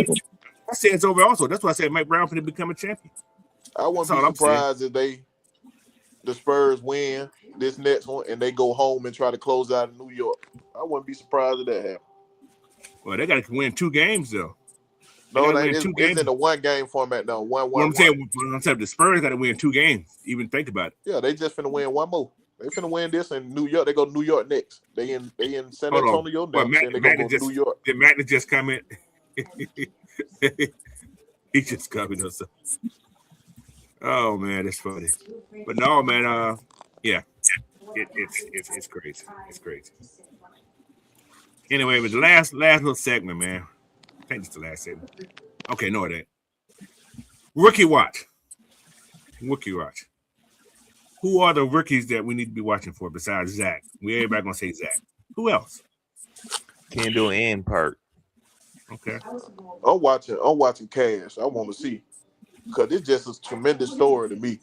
Because this man do a walk-on at Georgia, then you come and be an undrafted free agent and make the 53. Man. I want to see, man. Can he do it? There's a lot to watch right there with Cash. He willingly took the position change, which I think is a tell sign that he's definitely gonna make this team. And you know he could be part of the offense as well as special team. But you know, go ahead, Sam. I mean, he's doing stuff with the offense. I think he's pinpointed to be kick and punt returner. And there's a legitimate chance, especially if he makes the team cleanly. Cash Jones could be a rookie of the year candidate, especially if he performs. Wow. Let him get some special team touchdowns. You know what I'm saying? As well, yeah, his name should be and probably will be in there. If they can turn Cash Jones into an Amendola type receiver, oh my God. That is a valid point. Can you imagine him and Branch in the slot at the same time? Goodness gracious. But Cash, what number did they give Cash? He got 32. Okay. Y'all think about this also. You said 2 running backs, right? Cash could be that Swiss Army knife. Exactly. That's what I'm thinking. Exactly. So you don't need to keep but 2 running backs. Cash can play running back also. Yeah. Because he ain't just been pressing it. He hasn't just been pressing that. What's called? You look at the OTA stuff, you see him with the running backs too. Yep. So he could be learning 2 positions. You never know. You never know. But they also what the rookie wise, who's learning the offense fast. That's another thing. Who can learn his offense or the defense fast enough to separate themselves from everybody else. Another thing they're looking for, special team standouts. Now, what we're doing in this wide receiver room, you guys are missing some elements. You got the kid from Miami, the kick returner. Mm-hmm. For some reason, they're liking that Benny Anthony kid too. They're liking him. I don't know why. They're liking him too. Then who? Benny Anthony II. The wide receiver from Wisconsin. But we got to think about it. Ain't no pads on yet, so everybody. That's true. That's true. All spicy right now. But let's see when they get them pads hit. So there could be somebody who can just stand out that we don't even know about. But I think that Keelan Martin has a chance to be that return guy. Because I don't think they're gonna put Zach back to the return punch and do kicker. I don't see them doing that. No, they're gonna put Cash back there. Zach will not be returning nothing. I think Zach's gonna be your guy that like your what's the guy we cut last year? The Hodges type person. I think that's what Cash is gonna be, your Hodge guy. I don't think he's gonna be returning punch. He's too valuable. You understand what I'm saying? Mm-hmm. He's almost like what Zach is. He's kind of valuable because if you got a running back that goes down and Zach, you only got 2 running backs, you can use Cash back there to spell. You understand what I'm saying? So I don't think you're gonna put him in that category of returning punts and returning kicks. That's just my take. I could be wrong, but that's just my take. I think if he makes a team, he's gonna be too valuable to become a returner. I think that's exactly the plan, Coach. I think that's foresight with them early ahead of time before anything got started. They changed their position just because of that. Yeah. So you seeing Cash back there returning punts. Like I said, I could be wrong. I don't see him doing that, and I don't see Zach doing it. I So I disagree. I think think they're gonna use that. Zachariah gonna be back there. I'm telling you, boy, because he's gonna I be a don't think weapon so. for you. I See, think he's gonna be the a reason- weapon. I can see it. I think he can change the field. I can see punts more than kickoff. How's that? I definitely can see it. For sure hands, but I think that's killing the Maryland kid. If you watch that kid right there, boy, whoo, Cause you got to think about it. Deshaun Jackson was returning kicks, and he was a number one receiver. that's the old days. That's what I'm saying. It can happen. You try to use your that's weapons true. how you use your weapons. That's You know true. what I mean? If You can't worry about injuries. That's why you build that's depth. true. That's true. But I don't think they're gonna. I don't think that killing Maryland kid gonna survive the practice squad. I don't think he will. So, like I said, it's a good spot to be in because you do have so much depth. But this kid, I see this kid showing out in preseason. So that means Chris Blair's not going to be on the team. He's going to make the practice squad again. He might end up getting cut. I don't know, but he'll make it before Washington make it. See, and another thing, neither one of these guys are this regime's guys.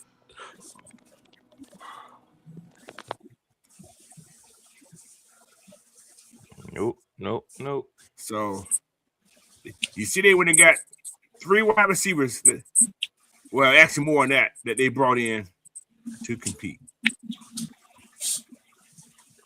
They signed 3 undrafted guys to come in and compete for those against Casey Washington, Dylan Drummond, and Chris Blair. That's what they've done. You don't put Zach in that category. You don't even put Cash in that category right now. So it's going to be open season for the guys. Like I said, you got 4 guys that are guaranteed wide receiver. That's Drake, Jahan, Zacchaeus, and Branch. Those guys are guaranteed. I'm maybe going to. What about Dodson? I said Dodson. I think I said Dodson. Did I not say Dodson? Yeah, he said nothing. Yeah, Dotson, your number 2. He finna show up. For how long? Folks sleeping on Dotson because they seeing all these. No, I'm not. I think he's gonna be okay. I think he's gonna get his opportunity to be important. How's that? So, but then again, you never know. Zach may just take over that role. Maybe your number 2 guy if everything's working out. And Jahan, I say 75 targets for Jahan Dotson is a good number. Yep. And he just got to make the best of what he do. He can't be dropping balls. I mean, he ain't got that all his career, so That's what I'm saying. 75 targets is a good number for him. He has to make the best of those 75 targets. He has to make the best of it. And Zacchaeus is going to be number 4 because Zach's going to take over that number slot spot. I'm gonna put it up there. Maybe not the first week, but within weeks, you'll see Zach being that number 3 guy and Zacchaeus being that number 4 guy. But what Zacchaeus does I best think they're there, gonna alternate them two. Zacchaeus yeah, and Branch, I see that. I see that too. But I think Zach's gonna get more targets than Zacchaeus. But Zachariah's gonna be I'm sorry, I got a wrong name. Almaday, Zacchaeus, that Z and Z screwing my head up right now. Zacchaeus gonna be that guy. Okay, I need a first down. You're gonna see Zacchaeus in there, find that zone, sit in the pocket, and catch that ball, getting that third down. That's what you're gonna see Zacchaeus. That's gonna be his specialist. The big play moment, you're gonna see Zach getting that. So Zach and Kyle Pitts gonna be your big play guys next year. So, and like I said, you don't even put Bijan in that category. Bijan's gonna do what Bijan's gonna do. But we're talking about rookies now. Zachariah Brent, that's gonna be your rookie of the year next year. You seeing Cash? I say Zach. Say it again there. If he don't get cheated, because Xavier Watt should have been defensive rookie of the year. Because we got to think he in Atlanta. And That's anybody wearing that Falcon, boy. I get that. So, like I said, Harold Perkins Jr. is going to make a big impact. He's gonna be probably one of your most impactful newcomers next year. I think he's gonna have a bigger impact than Kendall Daniel. A lot of people gonna say Avion gonna have a big impact. Let's see. I know he's gonna be aggressive, but then again, you're gonna see this. You're gonna see two brothers starting on the same team playing the same what's called. How early in the season is gonna be is yet to be determined. But Mike Hughes must have a good mini camp as well as training camp to solidify his position. If not, you may see Mike Hughes traded next year before the season starts next year. This year, actually. So.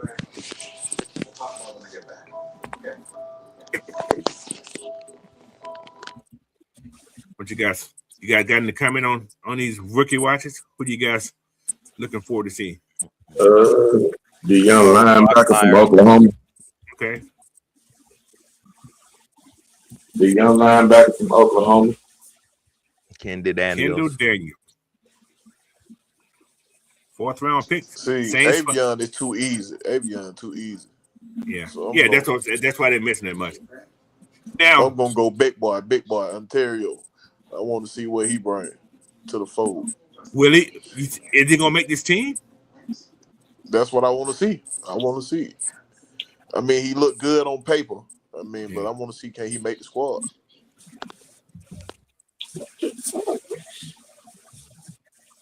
We got a lot of D linemen, guys. A lot of D linemen. We got a lot of everybody. yeah, right now. That's a lot of folks, bro. Got a lot of everybody.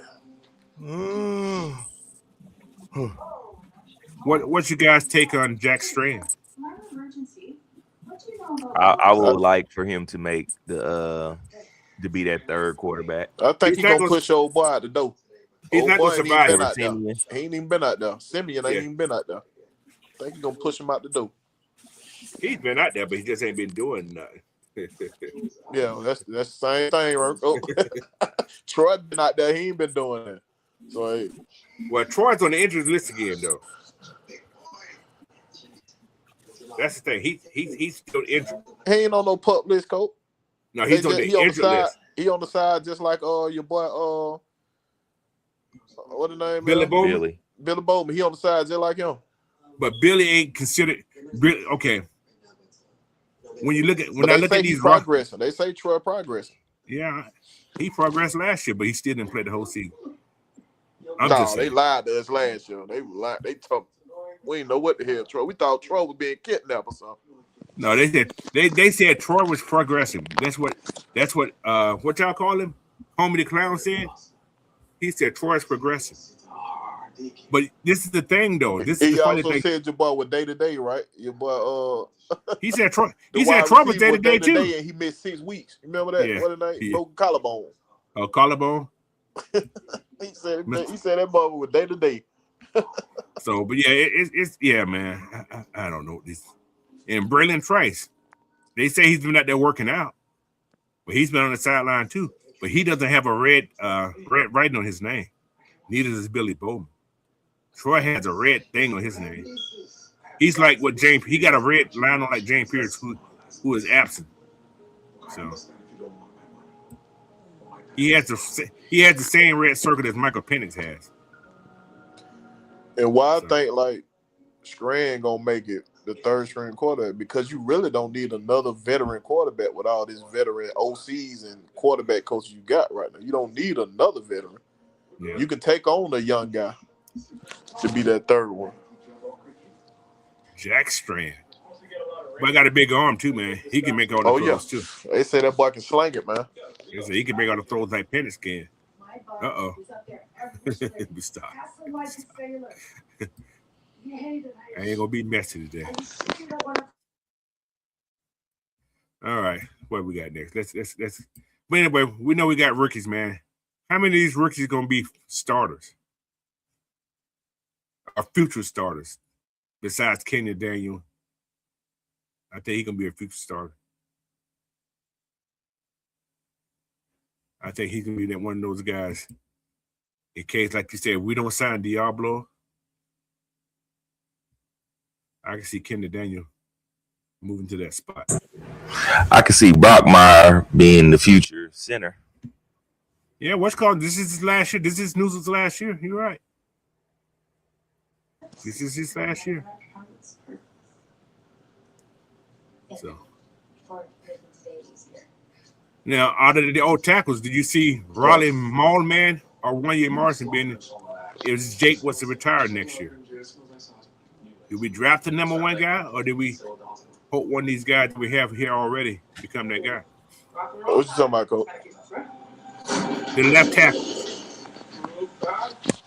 Oh, You got the big guy from Wisconsin, and you got Wanye. I think they're hoping this one of these guys gonna work out. Then the new guys. Yeah, I'm thinking That's what I'm thinking too. Okay. So, how much time did Jack Nelson got here then?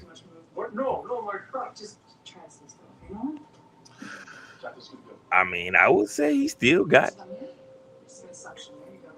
I mean, to the end of his contract, because what he's only been here a year, right? Yes, Getting into that contract to see if he can make some sparkle.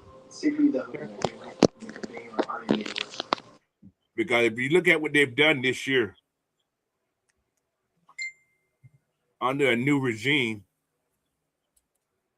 especially under Bill Callahan, he brought guys in that he liked. Jack Nelson was the guy he brought in. He's brought in a lot of replacements for these positions that was here last year. You brought in Jawan Taylor, new body. You brought in Wanye Mars, new body. You brought in James, new body. You brought in a new guard. You had Cal Hinton, new body. Ethan, I don't know whatever his name, Ethan. You brought in the Wally Maulman. You brought in Cam Dewberry. You brought in all these new guys to do almost a replacement of all these other guys.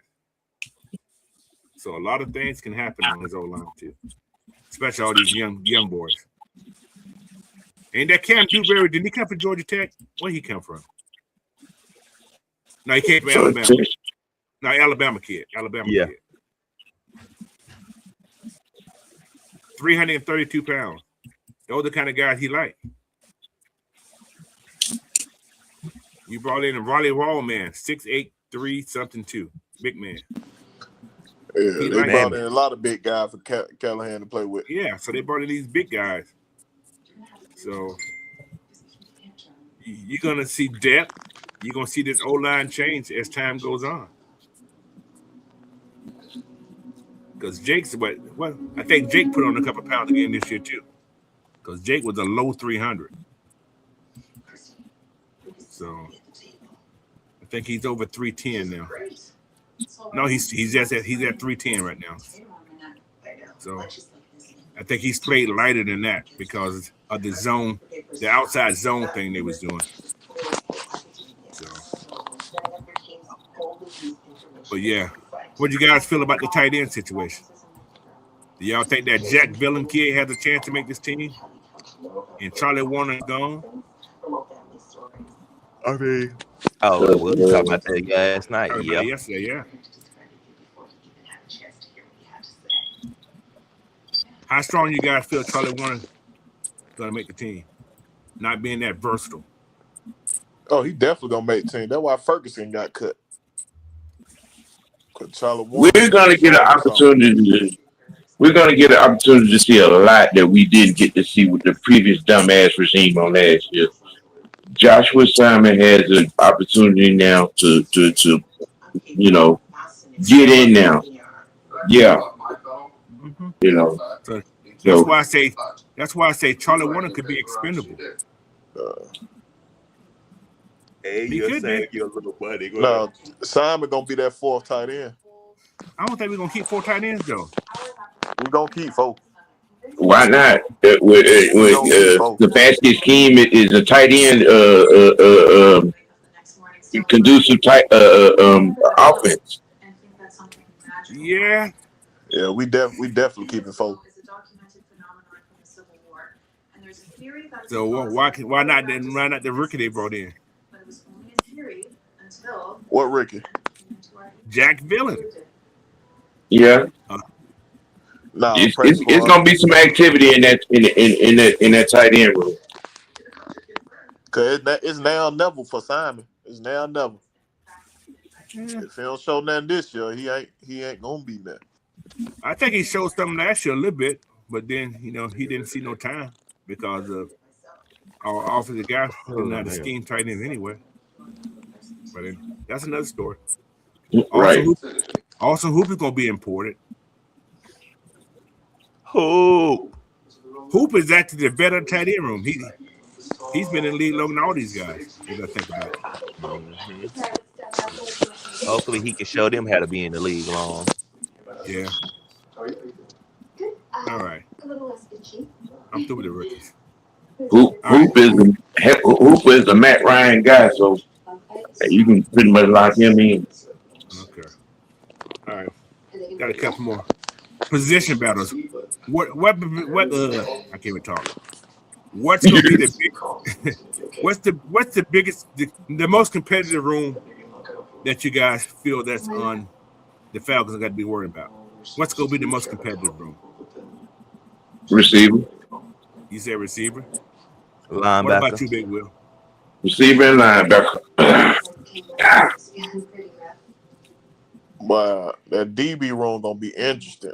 I agree. That That's DB room gonna be very interesting, boy. Linebacker room gonna be competitive, but the DB room, you got to solidify that room. But you got a guy coming off injury. We don't know how that what's going to heal yet. You got to find another. You kind of already got your secondary solidified.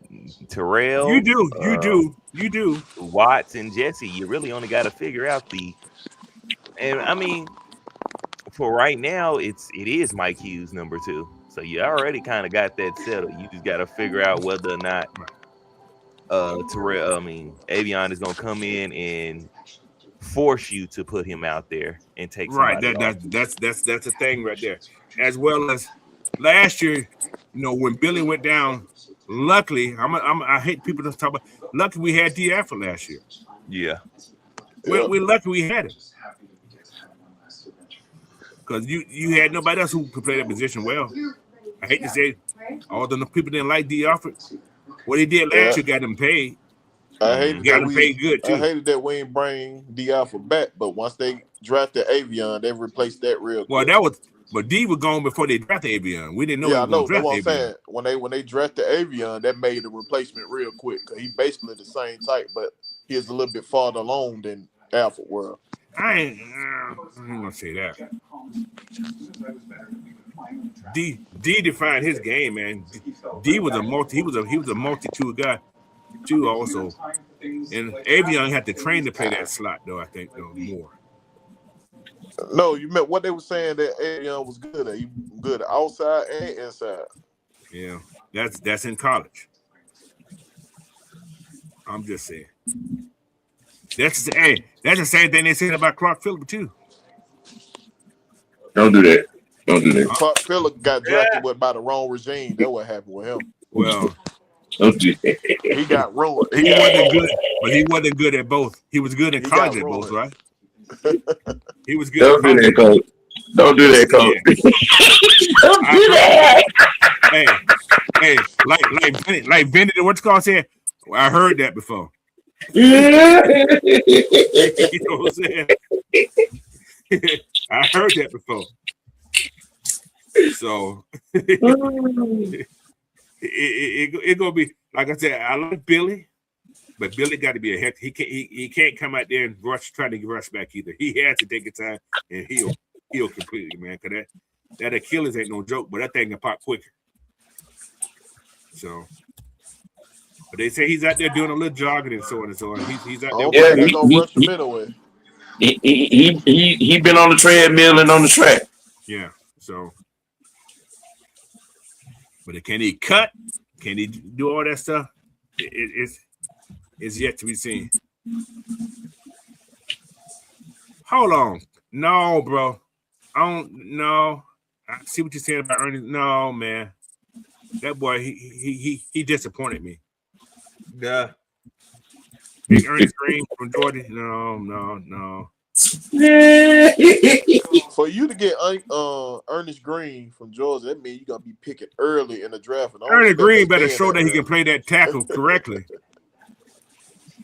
That boy be giving up sacks, man. Oh no, man. No. Coach said, hell no. No, man. Watch him be a first round pick next year, Coach. What? Well, that means Georgia win the national championship then. Ooh. That's what that means. For him to be a first round pick, that means Georgia got to win the national championship. I'm gonna put it out there like that. But that boy scares me. He does, man. He don't have good. To me, he don't have good footwork. Georgia has always had a left tackle that had great footwork. He don't have that. That's why he lost the position last year to Freeland. I'm just saying.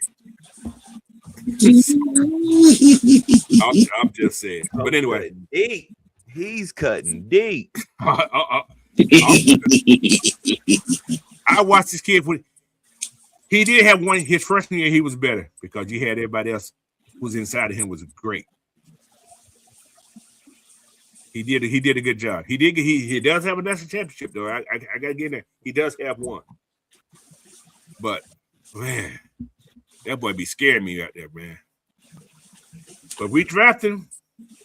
That means Georgia won the national championship, and he fell down the line. Because I don't see us picking before 20 this year. That nigga fell down the stairs. Damn. All right. Do y'all think our edge rusher rotation is going to be solidified? Yep. Yeah. After cuts. I'll say it again.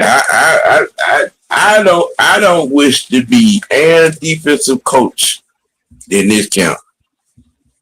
The brain crushing decisions that are going to have to be made with the talent that is in camp on this defensive side of the ball, I don't wish that on nobody. That's don't.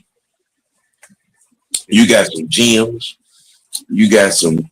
I want to keep him, but I got him. But I want. It's gonna be a lot of that. Mm-hmm. It's gonna be a lot of that. And those guys that ain't starting on those edge guys, Mm-hmm. they got to be special team guys too. That's the catch. They got to be special team guys. And who has the advantage of that? I'm gonna put it out there. You have Shannon Tindall, linebacker. Kenneth Daniel, linebacker. Harold Perkins, linebacker. Gonna probably all see all those guys on special team also. Yeah. Now, if it comes down to being a special team guy as our outside linebacker guy, Brandon Trice or Jason Malone, who do you take? Malone. So there's a lot of decisions. Malone is already a special team standout. That's what I'm saying. So you can see D'Angelo Malone make the team over Brandon Trice, guys. Yeah. I'm just saying. I don't want to see that, but you may see that because you have enough edge rushers to not to worry about Brandon Trice. You have enough. But it would be nice to see what Brandon Trice can do for at least once. Like I said, if he's healthy going into the season, in that last preseason game against Miami, don't play his ass because he gets hurt every time he plays Miami. So that's my hope. If he don't play him against Miami. 6 man just coming in here. He said, I can see a situation where Troy. Yep. I ain't got much more to say about that. The 6 man has spoken. So I agree with you there. I agree with you on that. He said, Brandon Deshaun said, I think after 2 years, Avion is going to play outside. I say Avion play outside in 6 weeks. Mm-hmm. So, because Mike, y'all know he's been here 3 years now. This is going to be his 3rd year. Every year, 6 weeks, he's always hurt. I'm just saying. Yeah. Yeah. Yeah. All right, so we through with them. All right, but what I'm gonna be watching for, man, this training camp here. This is what I'm saying. I'm watching the quarterback situation. Who's commanding our offense? Another thing I'm gonna watch and see is what Kyle Pitts' role is gonna be. How Kyle Pitts is gonna be his contribution to this offense, and the rotation of the edge rushers. That's something I'm gonna be looking forward to. Which rookie is really standing out, and their true identity of what this team is gonna be looking like. Those are my 5 things I'm gonna be watching for out of this mini camp, because this is the start of training camp, guys. Don't care what state, they just taking a hiatus off after this to get their body ready and everything. That's what this off season for after that. So, what you guys feel about that? What you guys looking for? That's of importance out of this team. What you guys looking at?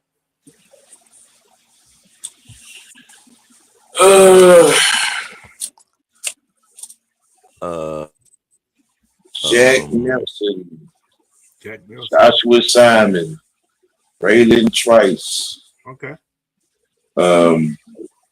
Cash Jones, Okay.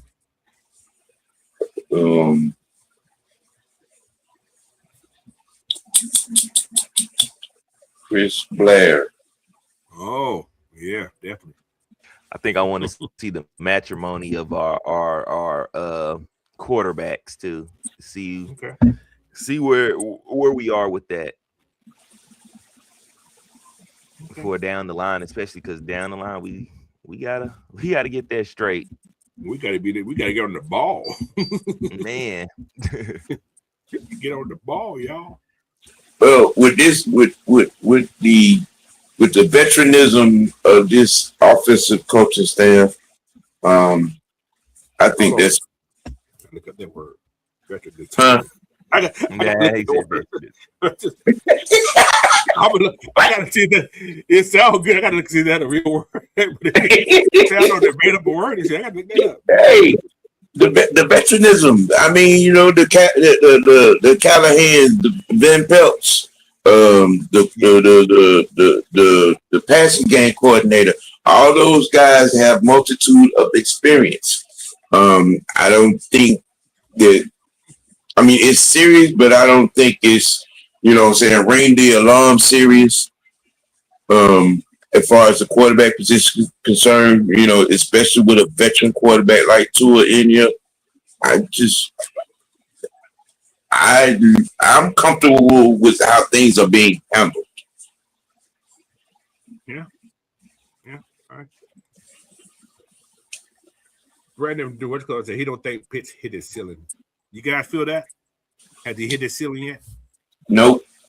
Okay. He's still young though. What, Kyle? 26 years old? If that? He's 25. 26? Just turned 25 not too long ago. Yeah. He's a young man. He's still young. He has a lot to put his game in. So. But again, when you don't have 12 different quarterbacks, I ain't gonna say 12. Yeah. Right. So,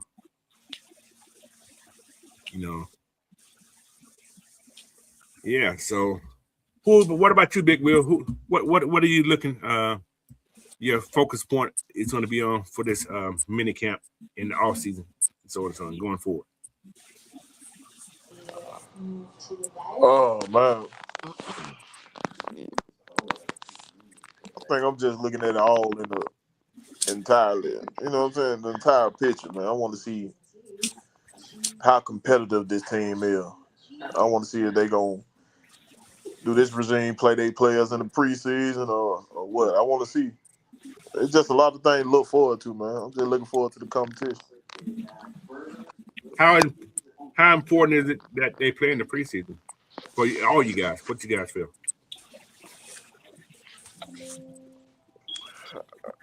We're going to see some that, you know, play, but those important guys like, you know, Bijan, you know, Drake, Unicorn. I highly doubt that we see a multitude of snaps with them. I think you know what I'm saying. Everybody else, especially guys that are playing, working for a position, that's what we're gonna see a lot of. especially since it's only three preseason games. Right. Right. So Yeah, I wanna see that quarterback battle.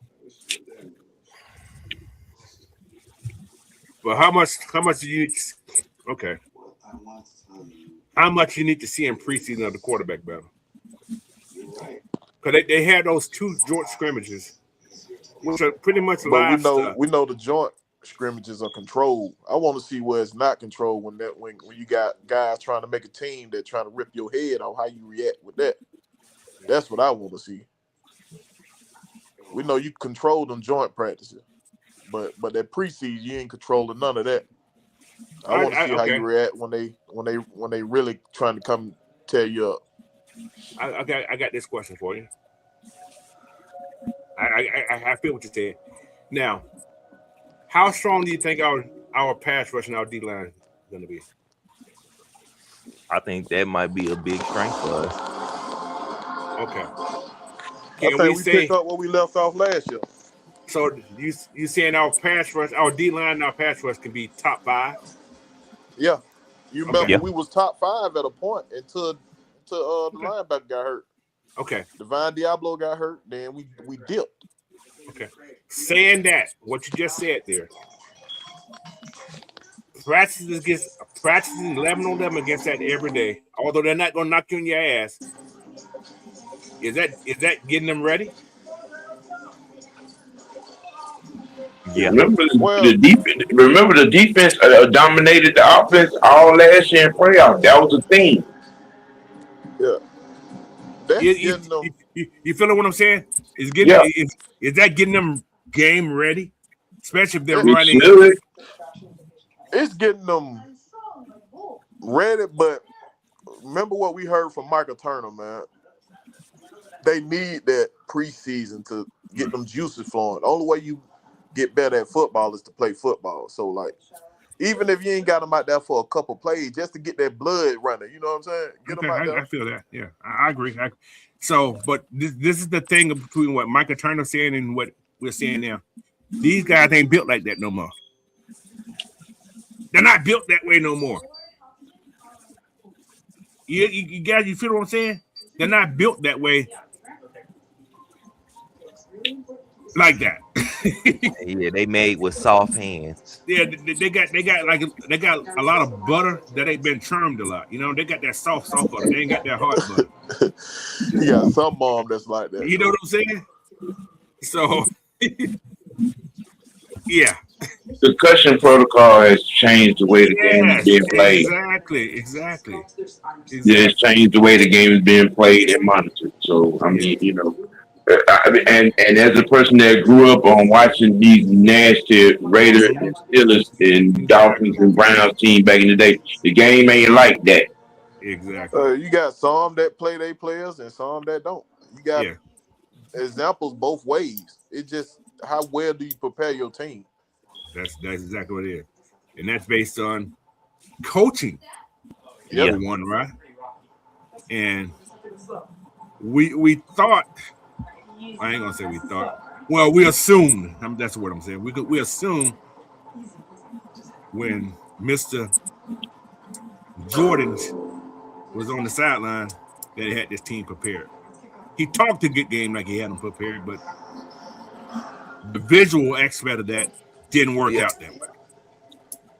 So, man, nothing that came out of Homie the Clown mouth made me believe that anybody was prepared for anything. After the fact. But I think this coaching staff we have here, because they're on the same page. They all have their own opinions, and the coach is listening to him, and he's making sure that everybody has a word. Unlike what your boy said, he had his team that way, but according to the staff who's still here, that ain't the way it was. It was his way. So, but I think Stefanski's giving his coaches that say so But it's still his final decision. But he's listening to what they're saying and he's implementing what these guys are saying, unlike what Raheem is saying. So, yeah, that's to be the difference. The coaching is going to be the difference if this team prepared or not. And last year we weren't prepared in a lot of games last year. We have no out when things was going bad. So, but yeah, that's my take on that situation there. So. All right, what else we got? All right, anyway, you guys get your questions in right quick. We're finna go to get. Oh, it's over 2 hours. Yeah, I'm trying to go no more than 2 hours. Get your questions in. If you got any questions, man, put them in there. All right, we're finna go to end this show. You guys got any comments you want to make on it? Talk about anything right quick before we get out of here? Before we get these questions in. No.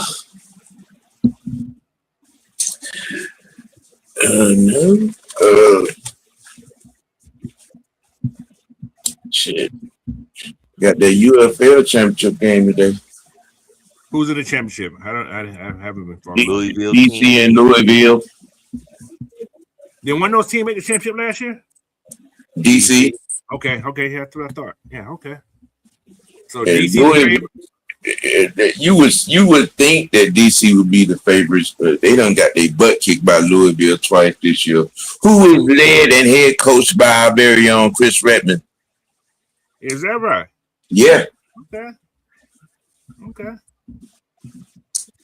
So it must be an offensive juggernaut there. What was the rankings? What was our rankings on offense and defense this year? Orlando had the best offense. No, he talking about Falcons. Let me find Yeah, out. A1 Sauce put a question down here. Oh, For this year or last year? Oh, he said what we think our defensive ranking would be. Okay. He said for this year. Offense, I'm going to say top 10 for sure. Defense, I want to say top 5. that run defense is better. Easily top 5. Yeah, the run defense is better. There you go, Sam. That's going to be. I would say top 5 for the defense and top 15 for the offense. I ain't tripping about the offense being top 10, everything. Long as you score points and keep the pressure on. 21 points, we win a lot more games. Yeah. Say it right. But I think this team, for some reason, I see this offense putting up over 25 a game. ABC. Okay. So he did what I'm thinking. Yeah, okay. There we go. Oh, Miss Pam hosted ABC. There you go, Sam. Okay, you just mentioned that. I didn't know what channel was on. Mm-hmm. All right. Anyway, any more questions? Not, we finna end this show. I gotta eat. I hear you. Oh, one more thing, man. Don't forget, if you're new in this channel, hit that subscribe button. 2 free tickets I will be giving away to the game against Carolina. All right. You must be a subscriber. If you're a subscriber and you're on the public side of the subscription, your name will go into a little thing, and I'm going to pull a name out on the 12th of September. All right. I'm going to do it live. So you got a chance to win too. If you on that public, your name is in there, that's on you. Now you're gonna have until that day to call back. If not, I'm gonna give you 24 hours to call back, because I'm gonna give you up to 9 days to that. Well, whatever day, 10 days to the game to get your tickets. I'm going to transfer them to you. All right. So, but if you don't pick nobody the next day, when I do the next show on the regulator, I'm going to put another name if you haven't contacted. All right. So up to the game, if you haven't called or contacted me for your tickets at the little red and black thing, I'm going to Put some names in the hats. You're gonna get drawn that way. Somebody will get the tickets. All right, so and I think they put direct messaging on YouTube now too. There you go. There you go. Hold on, what he say got locked up? How the hell James Harden got locked up? I don't know about that, bro. James Harden got put in jail. Y'all. Who? Yeah, because carrying unregistered firearm or something. Huh? Oh, wow. Oh, that came out this morning or something? I don't know what happened with it came out today. It came out today. Okay. He could have hit that building, hit that damn gun in his beard. Never seen that. Never seen that motherfucker. Nah, He man. like Captain K-Man, hide everything in that motherfucker. Put that thing in that damn beard. Could have hit that. Boy, that's sucker. Let me see. Stupid. Yeah, exactly. That's stupid. Yeah. Thank you, Lady C. But no, man. Anyway, y'all. Thank y'all for watching. Oh, I got one more thing. Hey, how about Team USA getting a win in the World Cup, man? yeah, 4-1. I didn't see it. Well, 4-1. who they played again? Paraguay. No. Where's Paraguay at? Where they at, Will? Oh no. Exactly. Nobody else did either. No, I'm just playing. But think Hey, about man, the last. congratulations, though. That's congratulations on the series tip. I'm just playing around. But yeah, that's congratulations on them for doing that. It's my thing. All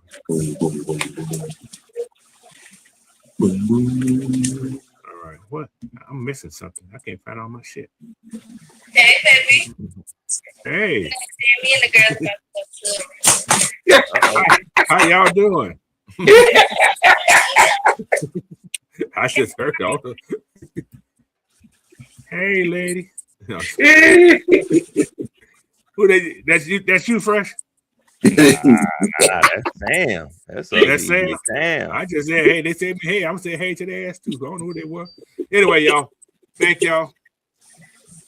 Thank y'all for showing up today, man. I can't find my. I got another thing I want to show. Hey guys, if you guys looking for a vacation, man, this is one of my little sponsors I have here, a personal sponsor. Go check out Dream Keys Vacation, man. They can get you where you want to go in the world, the United States. They do vacations, man. You don't got to pay for it today. You can actually pay for it by the month. You need to go somewhere, anywhere in the country, anywhere in the world. Check out Dream Keys Vacation. I don't have my card with me because I can't find it on my thing here. But anyway, check those guys out, man. DreamKeysVacation.com. That's how you do it. Type it in. Now spell dreams, now spell keys and vacation. All one word. Look at that. All right. But other than that, man, we finna get out of here. Thank y'all again, Sam, Big Wheel, Fresh. Your last words, man, before we get out of here. Get y'all McFoley right. All right. Don't use lettuce.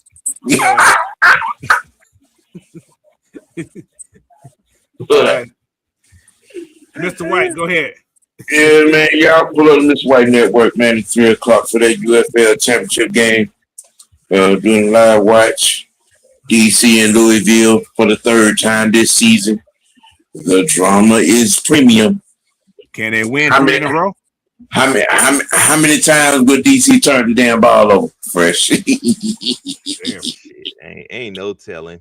Hey. I'm gonna ask you now, quick. I'm gonna ask you now, Sam. Can Louisville win 3 in a row against this team? I think they can, man. They deep in DC kryptonite. In two games, it had been 10 turnovers by DC. Damn. I need Birmingham to fire that fucking coach that should have never been hired. Fire that motherfucker right now. Yeah. Wow. Hold on, wasn't Burn? Oh, I think that was AJ McCarron. AJ McCarron, non-coaching ass. Fire him. He's the head coach. Wow. Head coach. Did you say AJ McCarron, the head coach? Yep. Yeah, he was the head Wow. coach. Didn't he used to play with the team also? I Yep. think he did. Yeah, I Yep. think he did too. He did Yeah. play there once. So they 1 had year. that. Okay, but he was a championship there. He won a championship there, I think, too, though. All right. Big Will, last word, bro. Yeah, man. Y'all can follow me at Will the Georgia Reaper on Twitter and on YouTube. That's Will DA Georgia Reaper. Catch me Wednesday nights at 7:05 on everything Atlanta sports. And whatever AFN got going on, you know, they drop the link and I'm available. I'm in that motherfucker. Y'all already know. All right. In there like swimwear. Uh-oh. Swimwear. Speedos. Spray on No tan. Speedos. No, my No big Speedos. ass won't be in no Speedos. No. All right, y'all. But thank y'all, man. Like I say, hit that subscribe button, like this video, share it out, man.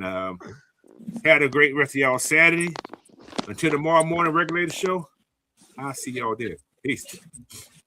Peace.